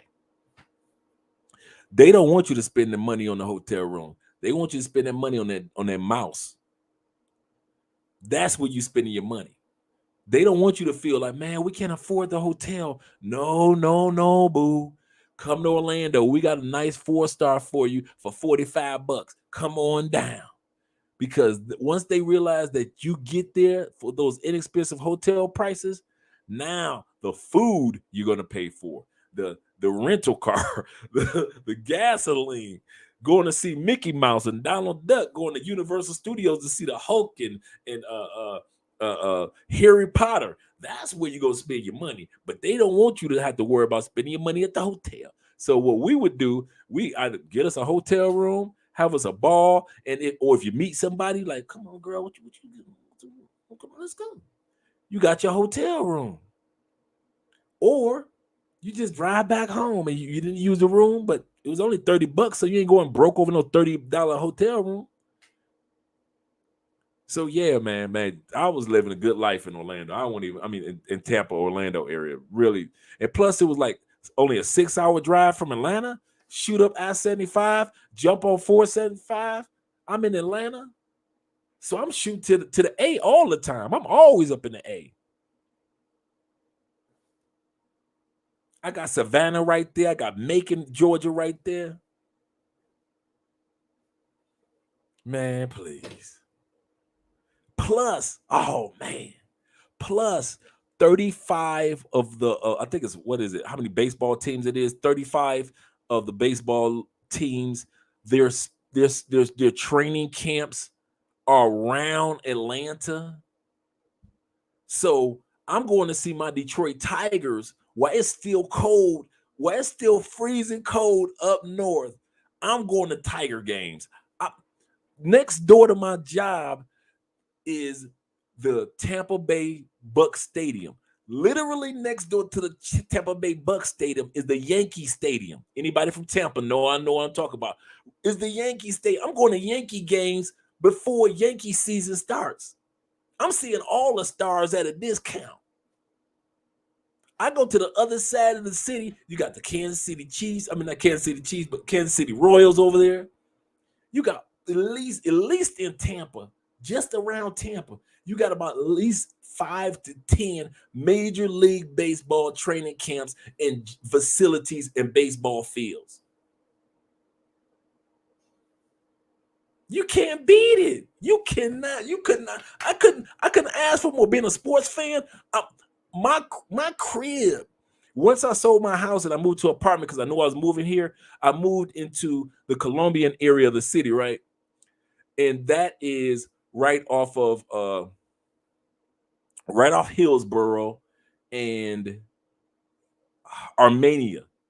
That whole street, Armenia. All you from Tampa already know what I'm talking about, Armenia. Well, all the Colombian restaurants, all the Colombian stores, all the Colombian clubs, all that is literally Little Colombia in Tampa.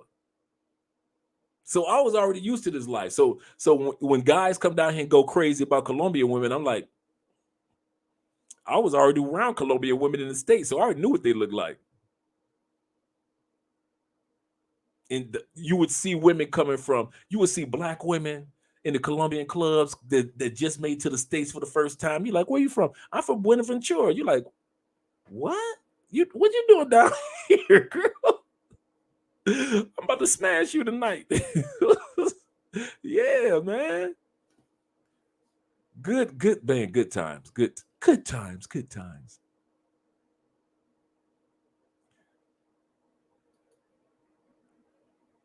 Yeah, man. I can't. Yeah. When I get done with this live stream, I'll probably I'm going to take a nice little shower, and I am going to spend at least another hour and a half just looking at European train rides, what to do, where to go. That's what I'm going to be doing. Oh, let's not forget about the crew. Thank you, Anthony. Let's not forget about all the cruise ships that's leaving Tampa, Florida. So if you want to go on a cruise, I ain't had to shoot down to Miami or Fort Lauderdale. I ain't had to do none of that. You will be eating dinner, and all you had to do is just turn around, and there's a gigantic cruise ship right there on your right hand side because I would be downtown. Yeah. Or not including the cruise party boats, those giant cruise ships where they had a dinner and everything, the fancy dinner, and then you go and they have the DJ music. A lot of times it's romantic. You can get those on Groupon for two people for $25. Two people can go have a wonderful, amazing, top-notch chef meal, and then the DJ music going, and you on a cruise boat. You just out there on a giant yacht. Two people for $25, not including all the concerts that will come. And you know how many people I've seen in concert? Man, please. I've been to over 250 concerts because I'm a concert junkie in the States, like a true concert junkie. Like Essence Festival, Cincinnati Jazz Festival, and plus going to Orlando. Like when I before I left here, before I came here, the last three people I saw in concert was in Orlando because Universal Studios and Disney have their annual concert festival for a month long. So every week somebody's featured. So I got a chance to see the same weekend, right before I left to come here, I saw Neo in concert. And then I saw at the House of Blues in Orlando, Marsha Ambrosia and Eric Bonet in concert. So when I say I was living the life, I'm doing. Please, there was no way in hell I was gonna leave Tampa. Nope. So when I decided to leave, you better believe that it was nothing because it was something bad going on. Yeah. Okay, Felicia, I'm waiting for your travel channel and cooking channel. Oh man, cooking channels do good. Come on, Felicia, bring that channel so we can go to your channel.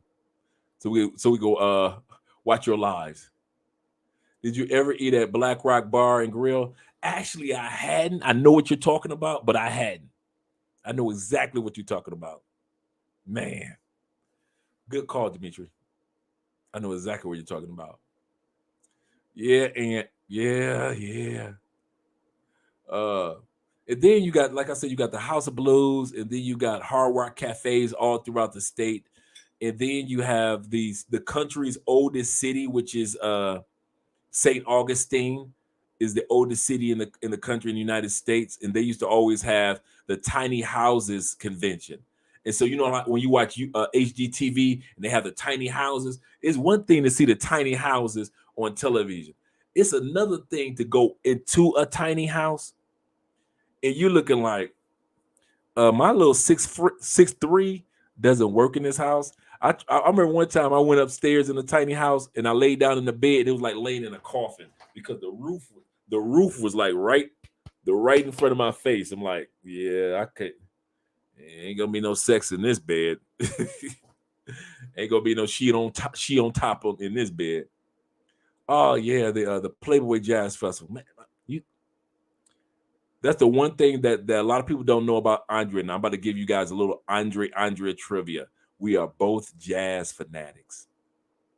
Even though we both listen to different type of music, the one music that Andre and I really gel on is jazz. And I miss, man. I had my little tent that I would have, you know, your little tent. I had my back, like they have live jazz in the park. So you had your little tent and they had a little food booth where you get your food and your beer. And I put my tent up. And if I had a date with me, you know, then you got the live jazz that's going all day long. Or the Clearwater Jazz Festival was always in October during my birthday.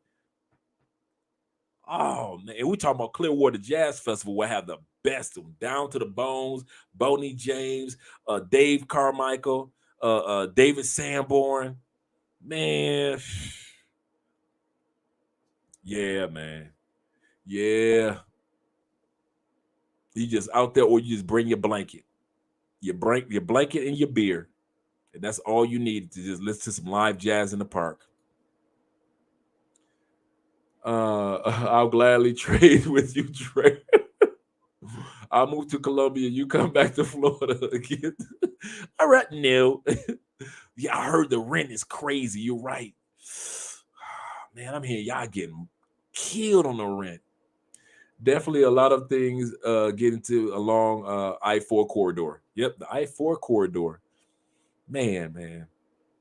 That was that. Yeah, I-4 is just a straight shot from Tampa to Orlando. It basically just you're going from west shooting to Orlando. And like I said, it's a 45-minute drive. If the traffic is good with you. See, I'm dipping with Gail conversation. $500 a month would get you an impressive apartment in San Juan Pablo. Oh, in Sao Paulo. Sao Paulo, my bad. Paul Harcat. Oh, yeah. Yeah. At the Cincinnati, I'm not Cincinnati Jazz, but at Clearwater Jazz Festival, they would have top-notch performers. You would think, and it would be like right off the water in Clearwater. So people would pull their yachts up. So you got the people that got the yachts, they will pull them up real close to the pier to listen to the concert and enjoy them, have their little lady friends and the private parties on the yachts.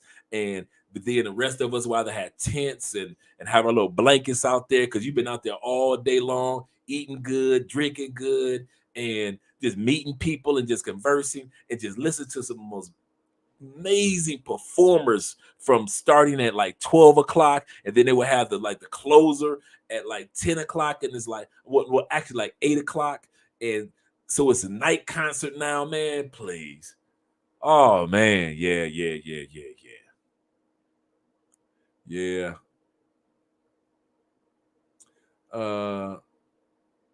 I had Alitos for the first time in Tampa. Yeah, man, boy. Good food. Or if you're in St. Pete, you go down to the pier, go down to the other side with a beach side, not the beach that's over by Clearwater, but all the way down, like Moderna Beach, all the way on the other side. And I would rent a room for the week because it's funny. In Tampa, you can feel like you feel like you're out of the country and out of your city in the city.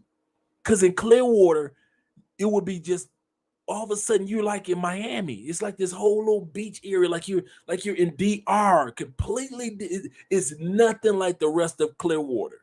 The whole tourist area off the beach, and you just like chilling, white sand. I spent more time in Moderna Beach than I did all the way on the other side. And it's like one street, a straight shot, just like in Miami, right? Just like Ocean Drive or Collins Avenue. And so a straight shot, but it'd be too many tourists in Clearwater Beach because Clearwater Beach was that famous beach. So I'm like, I'm not going there. All these tourists around here. But I would go straight all the way down to Moderna Beach, and man, that's where us locals went to. Anthony said, nothing wrong with coming back to the United States when there's all sorts of entertainment options. There are entertainment options around the world as well. And that's what I'm enjoying. I'm enjoying the experience of travel now, the experience of meeting new cultures, to seeing all this stuff for myself, to seeing volcanoes for the first time. It's one thing that's, like I said, for me to watch it on National Geographic, it's another thing to see it. It's another thing to see a whole gigantic church that looks like a castle that was made out of salt. You're like, what? It's another thing to learn that there are people that exist that you didn't. Let's be real. Let's raise our hand. Ain't none of us know that there was black people in Colombia, Peru, Ecuador. I didn't know. Don't pretend like y'all knew. Oh, I knew it was black people. It's like a couple people knew, but most of us didn't know. We didn't know it was Afro-Colombians. And we dang sure they didn't know they looked this good. All we knew about black people in South America was Brazil. You dang didn't talk about Venezuelans and black in the same. You didn't talk about black Ecuadorians. You didn't know Uruguay was an all-black country in South America. We didn't know nothing about that. We just knew South America and Brazil, when it came to black people, the beautiful black Brazilians. That's basically the close that we understood. But now when I travel, I really don't miss the jazz experience. And then it's the funny part. This will bust your head open. Colombia always has jazz concerts here. Always is a jazz concert going on here. Always. Colombia loves jazz, dude. I didn't realize that. There's always a jazz. And there's always a concert going on here. Always. Cali, always, it's salsa capital. There's always a concert going on here. At least 4 every week. Always live music, because Cali is a artsy type of city. So paintings, drawings, things like that. Ask Andrea about Elito. If she comes back in, I'm going to write that down now. When she comes back in, I'll ask her. Eloti. No, wait a minute.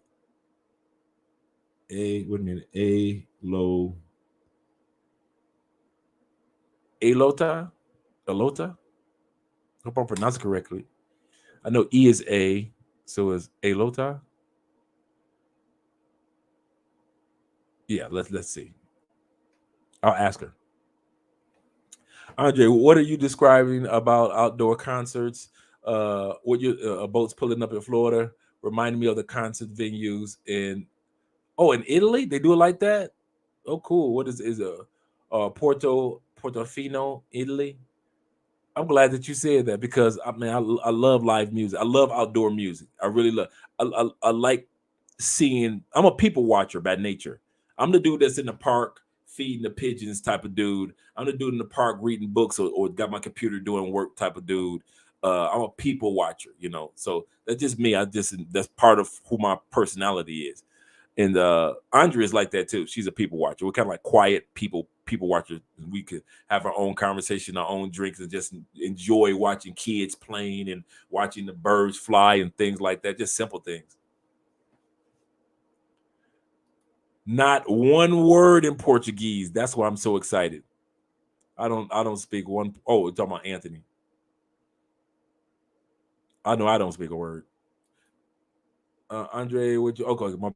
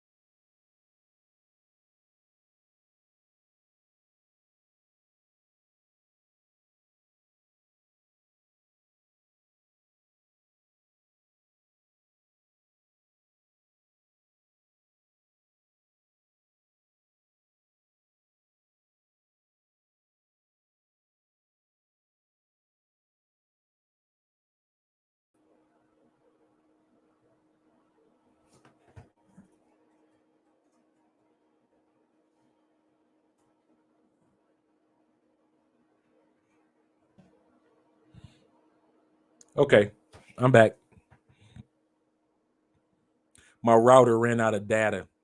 My little portable router that I use, it ran out of data. I knew it was going to happen, but it ran out of data. So now I'm just using the apartment data, hoping it doesn't freeze on me. So far, so good. We're looking good.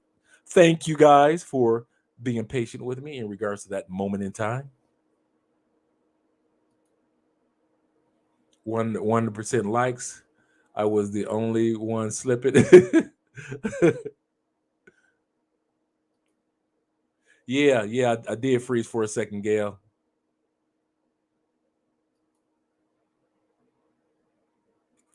Maybe 4 words. Let's see.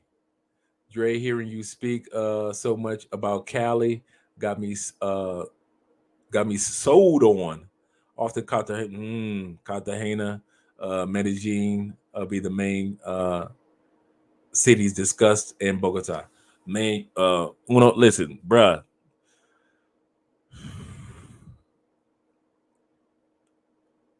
I like visiting those cities, but I could never live there. There is no way. And it's kind of funny because all the dudes that I know that live in Cali, I mean, live in uh, uh, Medellin, and they live in Cartagena or Bogota.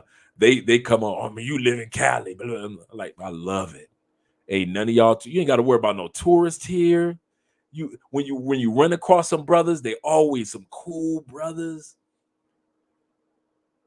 The breed of travelers, whether it be black or white, that come to Cali, completely different monsters than Medellin. Or it's like it's like a force field that's covering Cali to keep foolishness away. Thanks, Felicia. To keep foolishness away. So yeah, definitely. I enjoy Cali better, way better as far as living. Like visiting, my favorite city to visit is Cartagena. I won't lie. To visit Cartagena, I love the coffee region. That's my second favorite. A lot of guys haven't made it to Armenia, Manizales, Pareda, the coffee areas. Man, it's so beautiful out there. So beautiful. That's where we saw the volcanoes. That's where all the waterfalls are and those places. And then my third, I would put Medellin, because the views in Medellin is crazy beautiful. Just crazy beautiful views in Medellin. So those will be my choices. Cartagena, then the coffee region, then Medellin will be my choices.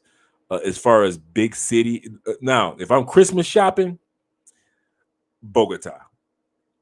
It might be cold, but those malls in Bogota, man, it's something that you ain't seen in the States. Bogota is, yeah. Let's see. When I get to Colombia, I want to visit Bucaramanga. Andre just got back from there. It's got the largest statue of Christ in South America. They just built it like over the last maybe like I would say 7 years. I was about to say 10, but the last 7 years is bigger than the one in Brazil. Andrea and they remember Andrea left a couple weeks ago. They went on a ladies trip. Her mom and grandma and all them and aunts, they went there because they got family there. So they went there, and so she got a chance to go to that area. And I've heard that area is real nice. I heard it's real nice in that area. Armenia, we love Armenia. We got a chance to climb the giant rock. And I'm telling you, have your walking shoes on, get your practice in, because it is over 760 stairs. And there are people that cannot walk. They try to walk up those stairs. I'm gonna walk this 700. Shh. Man, they get to like 300 stairs, and you'll see people turning back down because they can't walk up those stairs. Santa Marta, we love it. Santa Marta has easily the most beautiful airport view I've ever seen, because the airport is literally right off the ocean. It's like as soon as you step out the airport, you like, oh my God, this is so beautiful. The view is crazy. And it is considered one of the oldest cities in Colombia. We like Santa Marta. One thing I heard a lot when it comes to Cali curves. Yeah, I made that term up a few years ago when I wanted dudes to come. I'm like, dude, y'all got to come down here. Come see these Cali curves. But yeah, you got me so on visiting Cali. I heard Bogota is like it is like New York. But that's the cool part about it, because Bogota has that, much of it has a traditional Colombian feel, but a lot of it still feels like a New York slash. It reminds. I said this. It reminded me of Chicago. You know, Chicago has a side that's kind of like a historical side of Chicago, but then you just have an everyday side of Chicago. But then you have that big city downtown side. That's what Bogota reminds me of. Like I said, beautiful malls, man. Beautiful. You talking about getting your Christmas shopping on? Yeah, Bogota. See, but I'm just like you, man. When I was in Bogota, I'm like, man, it's too damn cold here for me. I ain't. It was just too. It was too chilly. No, I didn't do that one yet, man. I saw somebody's YouTube video. The other Ace did it. A few other guys have done it. I have done mud baths before, and when I went to Napa Valley. I was kicking it with this girl in Oakland, right? So I'm in Oakland all the time, right? And yeah, I was slinging nationwide. I don't care. Don't judge. And so I'm kicking it with this chick in Oakland. She said, for your birthday, I'm gonna take you to get a full body massage, hot tub, the special oil mineral, the whole gambit. And we're going to Napa Valley to do it. And you're gonna do the train ride with the special wineries and everything. I'm like, what? Is my sex that good? so we did that, and so we did the mud bath. So your body kind of and your body does float. It's like every time I try to put my foot down, my foot would just rise up. And so I can understand how it happens in Cartagena in that mud. You would think you would sink, but I don't know what it is about that particular mud, but you don't sink. You can't sink. And so I haven't had the chance to do that in Cartagena, but I'm looking forward to it. There's so much to do here. So much to do. All right, guys. The last thing that I want to talk about when it came to race, and I'm not going to keep you guys too long, but the last thing when it comes to race is, I'm looking to make sure I'm not freezing, is that no matter where you go in the world for Black people, you will always find plight and progression. Plight and progression. You will always find that there are some Black people struggling when you find a mass of Black people. But then you will always find that there are Black people that have been progressing and doing some good things and opening up doors for their fellow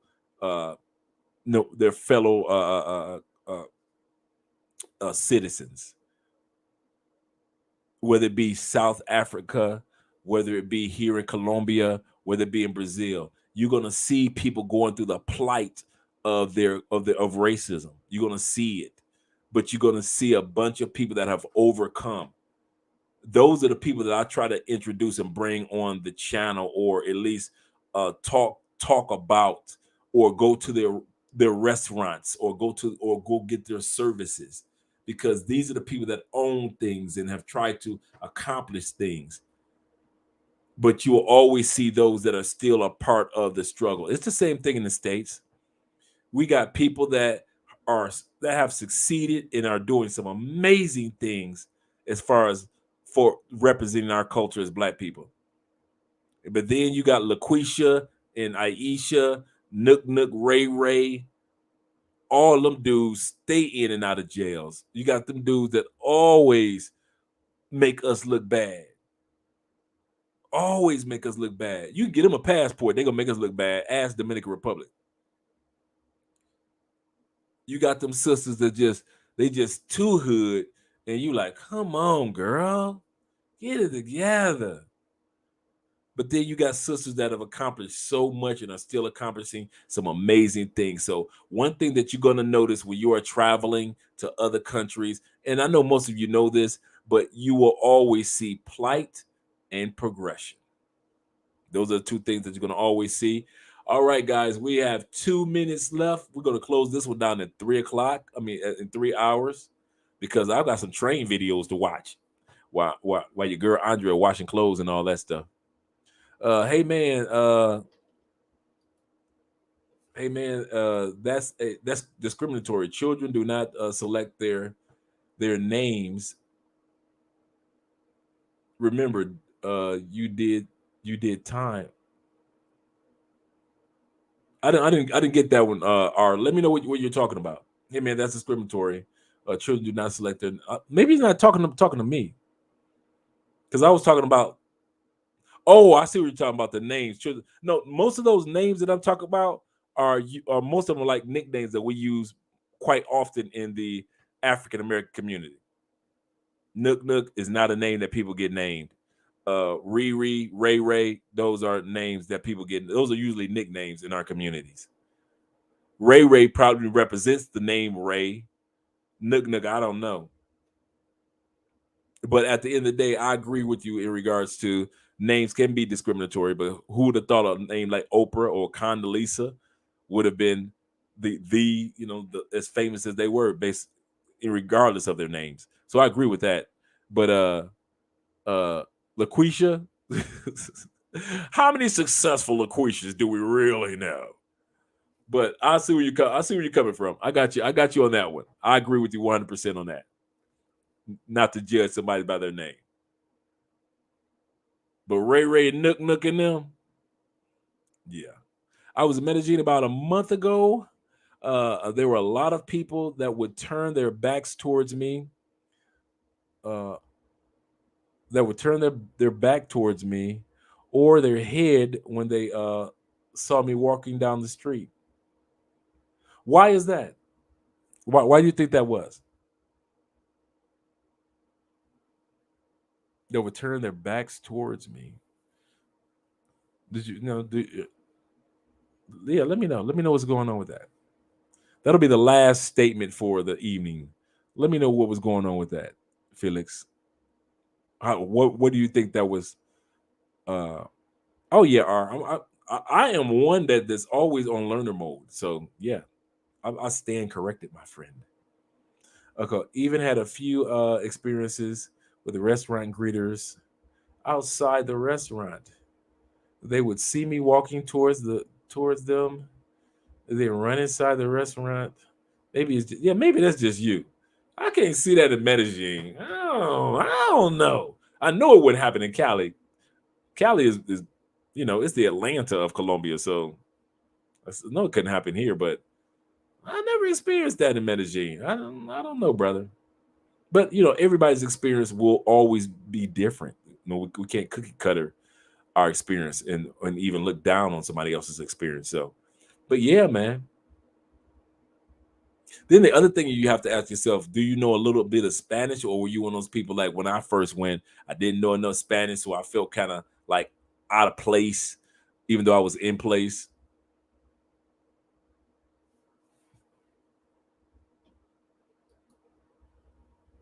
Okay, so if you feel you got the look, so I'm not even an ugly dude, too, man.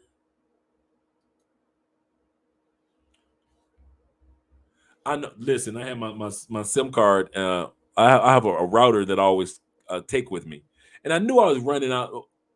Actually, it's not expensive at all. It's like like I would say $7 for 15 gigs. $7 for 15 gigs in the router, and so I go through so many gigs.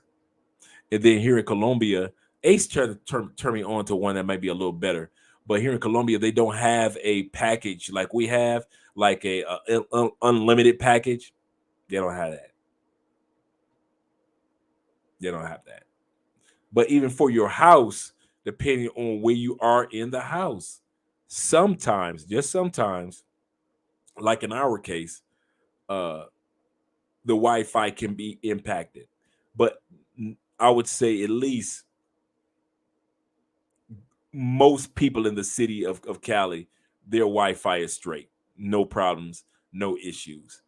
It's just that our building, they're still battling. Let's put it like this. Our building used to be, when they first built it, it was built to be a building that was commercial. That's what the city said it as, and that's what the Claro, the Wi-Fi people, they said it at that. But then they decided to turn it into apartments, residential.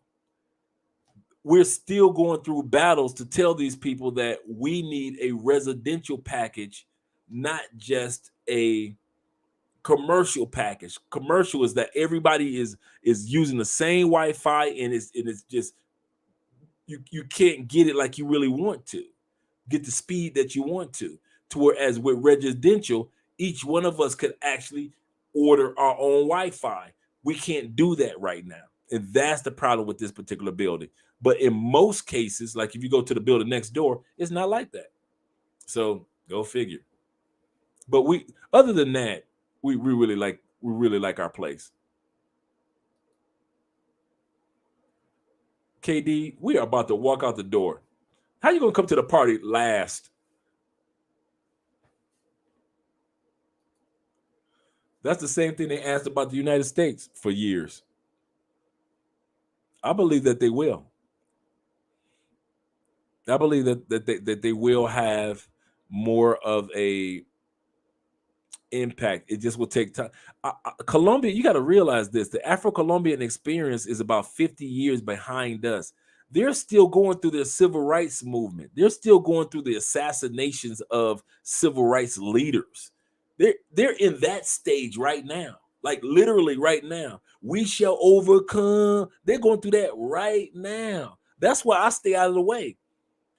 Who am I to step back in time 50 years, 50 years ago? All right, Katie. Well, welcome, brother, and welcome. Yeah, who am I to step into when when you already have read or have already seen your parents and family go through the civil rights movement? You recognize that movement of the 70s and 60s. Like I said, I was a latchkey kid, so I was old enough to remember what was going on in the 70s with the free lunches and the Black Panthers and all that. I remember all that. So I recognize, that civil rights kind of atmosphere here in Colombia. And, they're at that point where they're having like so many civil rights, like 100 civil rights leaders have died over the last couple of years. It's like, but they keep fighting and keep marching. And to have a Black woman actually running for president tomorrow is like, okay, cool. It's one step at a time. Like I said, our Shirley Chisholm was in 71, 72, 73, the first Black woman that ran for president. So I stay out of the way, and many of us stay out of the way, and we do volunteer work in the communities, but we don't try to act like we understand the communities. And so that's one of the things that we do here. You won't find any of us that don't know anything about the Colombian experience trying to interrupt or try to be a part of. It will take them time, man. Let's just let them get the first Black billionaire first. I would rather they had the billionaires than president. We know presidents are puppets anyway for people that got money. Presidents ain't no more than what queens can do. From Obama, all of them. President, stop it. So yeah, I would rather them have billionaires than presidents. So that's what I'm looking forward to. But by then, I'll probably be long gone, and YouTube will still be going on, showcasing our footage to our great grandchildren. And we'll be talking about there used to be an ABC, CBS, NBC that nobody watched but old people. Yeah. But that was a good question. Let's see.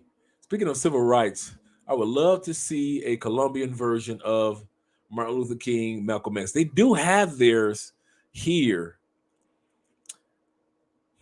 They have their version of Black Lives Matters here. They have their version of Martin Luther King's and Malcolm X's that have already been wiped out, have been assassinated. So yeah. When I say they're dying, they're like when we were going through the Medgar Evers, the bodies, because realize this, ours was they were fighting to keep us from getting rights, right? Theirs is, remember I said Black people here have their own state. These militia and guerrilla groups they're not only trying to take their lives and their rights, they're trying to take their land. They are I had an article. Let me see if I can find that article that I was reading earlier. And I could share it in the group. Let me see if I can find it. History. Channel history. Central Florida. Because you guys know I'm always reading something. There was a good article I came across earlier that I would love to share with you guys. Central Florida, blah, blah. Nope. Yeah, this article is about the plight of what the Afro-Colombian and the indigenous Colombian are going through with these guerrilla groups just coming out the jungle, just like I said, kicking in doors and telling them you got to leave your land, that's been your land for 200 years. You got to leave. Just think about somebody just kicking in your family door. You family own that land for 200 years, and all of a sudden it's 50 dudes with armed rifles that's telling you got to go. And as soon as you open up your mouth, they take care of that. They take care of you, your family. That's it. And these militia groups, the government can't even control. What do? That's what they're dealing with. So it's not just that they're just like with us. We want the right to vote. Shh. They want the right to live and keep their land. And like I said, it's not just the Afro-Colombians with the state of Choco and other areas and all that Pacific Coast area with all that land. It's the indigenous people. They're trying to take all those. Think about it. In Colombia, when you are indigenous, you the original people, the respect level is like, it's like you see an indigenous person, you almost look at them with a sense of awe. They may be the smallest person in the room, but just because they are born original, no cut, no filter, that there is no black, this enough black in their blood, that enough white in their blood. No, they come straight from the descendants of those that lived in the Amazon. Man, there's so much respect for them, and the militia groups are trying to steal their land. It's crazy, but like I said, you try not to. I look at it like, when when you're a kid doing double dutch, don't jump in something that you don't know nothing about. You don't jump in something that you don't know nothing about, because you end up getting hurt for a cause that you don't even know, especially if you don't know Spanish. If you don't know Spanish or enough Spanish, and you don't know politics of that country, sit your butt down and just be you in that country. There's so much to volunteer for in all these countries. That's what I focus on, all the volunteer work that can be done. But as far as like getting out there with a picket sign and like, we can do it, even the Afro-Colombians might not even want me to be involved in it. Like, what are you doing? You're American. Stand out of the way. Get out of the way, you American. You don't understand what's going on. Yeah. Yeah, for real, Jermaine. That's serious. So, I mean, I'm trying to get to that point where, in all sincerity, that the more Spanish I learn, the more I get a chance to read up on the heroes of the Black experience, the heroes that are down here, the hero, you know how we know that you can look up and study how Chicago was was founded by Black people. You can look that up and study that. If you don't know that Chicago was founded by Black people, or you can look up in Oklahoma the Black Wall Street. Well, I want to be able to know enough Spanish to where I can read up on their heroes of their struggles and read up on their experience of the slave trade and not just hear it, but just read up on it and be like, what? So that's where I want to be with my reading. Leah. Would you say their civil rights struggle is harder than that?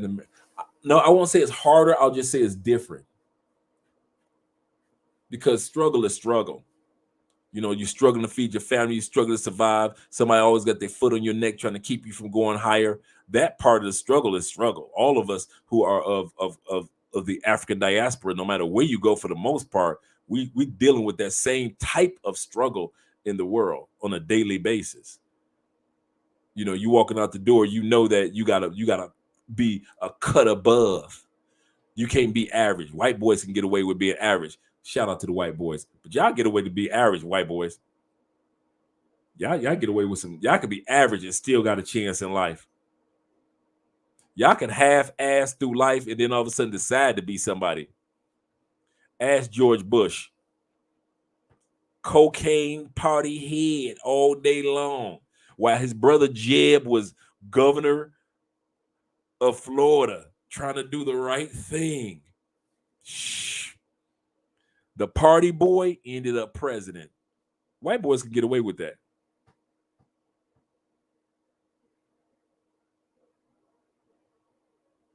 White boys could do that. Y'all could do that. Y'all can have party boy after party boy after party boy. Well, Obama party, there's one president. We're talking about all y'all presidents was party boys. We ain't even got no black VP yet, except for, we got Kamala Harris. So okay, there we go. The mixed sister. Okay, cool. But yeah, I won't say that theirs is the same as ours, or ours is the same as theirs, or theirs is harder. I would say that they're just behind, and it looks harder because most of us weren't around for the 60s and early 70s and late 50s civil rights movements. So we don't know how hard that was. So when we look at the Colombians now, we like, dang, y'all ain't doing too good. But don't forget, when we look at the Afro-Colombians and where they live in their areas and what they consider hood, don't forget what it was like for us in the 50s, 40s, and sometimes in the 60s, in early 70s, when we were still living in Alabama, how those houses look. Tennessee, shacks. Don't forget, some of y'all grandmama, before she passed on, she lived in that shack till the day she died. Don't think Afro-Colombians were the only ones that have 10 roofs in their families. Yeah, a lot of us come from families that had 10 roofs, where you could just hear the rain just ta ta ta ta ta ta ta ta ta. So yeah, they, like I said, their experience is just that they're 50 years behind. From my perspective, they're just 50 years behind. See the experience of the Afro-Colombian in 50 years. And you'll be like, wow, they're doing some amazing things. Wow. They don't even know what here we go. They don't even know what investments are for the most part. I use their investment app. I invest more in Colombia than the average Afro-Colombian does. Most of them don't have the money, or they don't know anything about investments. They could tell you they don't know. They know a little bit about crypto, but the few that know something about crypto don't have any money for cryptocurrency. To where we can sit up there and say, hey, let me go ahead and put some money off into my crypto account. I hear XRP is doing good. They're going to make a comeback. Yeah, sitting on bricks.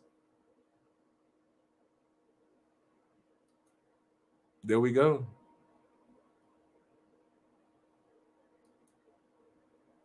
People wonder why I call Chicago. Oh, there we go. Yeah, do your homework, people in Chicago. Thank you very much, brother. How many billions of Americans, how many billions did America give to Colombia last year? I heard we gave them money. You know what? I don't remember. I don't remember. I read about that too, dealing American investing in Colombia. See, do realize there's a method to the madness when America messes with Colombia. Venezuela sits on the world's largest oil reserve. Okay, you can do your research. It's not in the Middle East. It's Venezuela. Number two that's connected to that oil reserve, Colombia. Number three connected to that same oil reserve is Brazil. So just like they're all connected by way of Amazon, they're all connected also by the oil reserve. But the bulk of that oil reserve is in Venezuela. So America's more or less like, they're like, listen, we can't get all our oil from, from Venezuela because they don't like us, we don't like them. But maybe we can start getting a little bit of oil from Colombia. That's why they call, I just read an article today, they call us their non-NATO ally.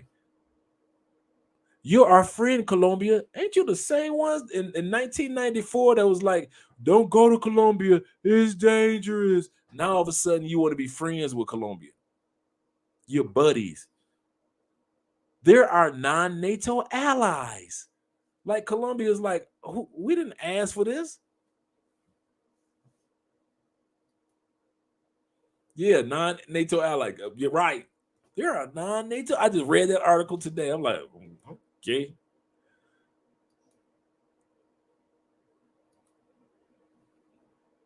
Also, not a lot of money is invested in black areas. This is true. And that's what I mean by, but check it. I'm going to say two things. But that's what I mean by that they're years behind, because the politicians, the black governors, the black mayors over those areas, them dudes mega corrupt, keep all the money, don't give the people nothing.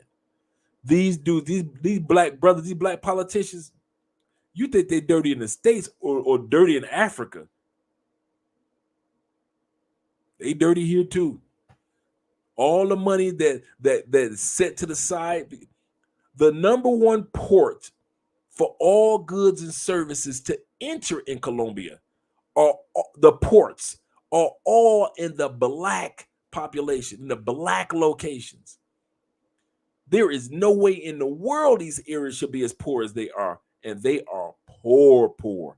Why? Because the black politicians that are over those areas, they do them just like Haiti. They keep the money, and they could care less about the everyday black person here. That's what they're fighting for. That's the problem. They're not just fighting the national government as being black, fighting for rights. They're also fighting their own governor or mayor or city councilman so it's like they can't win. They can't win. It's one thing if you had somebody in there that had your back and they your own people, but their own people are just as corrupt as the ones that are in Haiti. Yeah, that's how it is down here. Number one ports, everything comes through black community. Cartagena, Chocó, Buenaventura, all that Pacific Coast, Atlantic Coast area here in Colombia, all the stuff that's shipped in got to come through the black cities. But if you look at the black cities, you would think nothing came through the black cities. Yep. That's just like the black Democrats. They don't do nothing. You ain't seen the black Democrat groups, the Black Caucus pass one bill ever. I can't remember the last time I even thought about the Black Caucus. Other than Maxine Waters, Maxine Waters, not name three more in the Black Caucus. Most of us can't name three people in the Black Caucus other than Maxine Waters, but that's because she's been around and she was fighting with the dudes, with the Bloods and the Crips and all that, and that's how she became famous back in the 80s and 70s. Back in the 80s and 90s. We can't name one person in the Black Caucus, none, not a one, other than her. Yeah, I'm an independent voter. Yeah, I'm an independent voter too. I'm like Bernie. I'm like Bernie Sanders. I'm independent. Don't be put me with y'all. Even though Bernie be hanging out with the Democrats, Bernie will let you know in a minute. Oh, pause. Pause. I'm independent.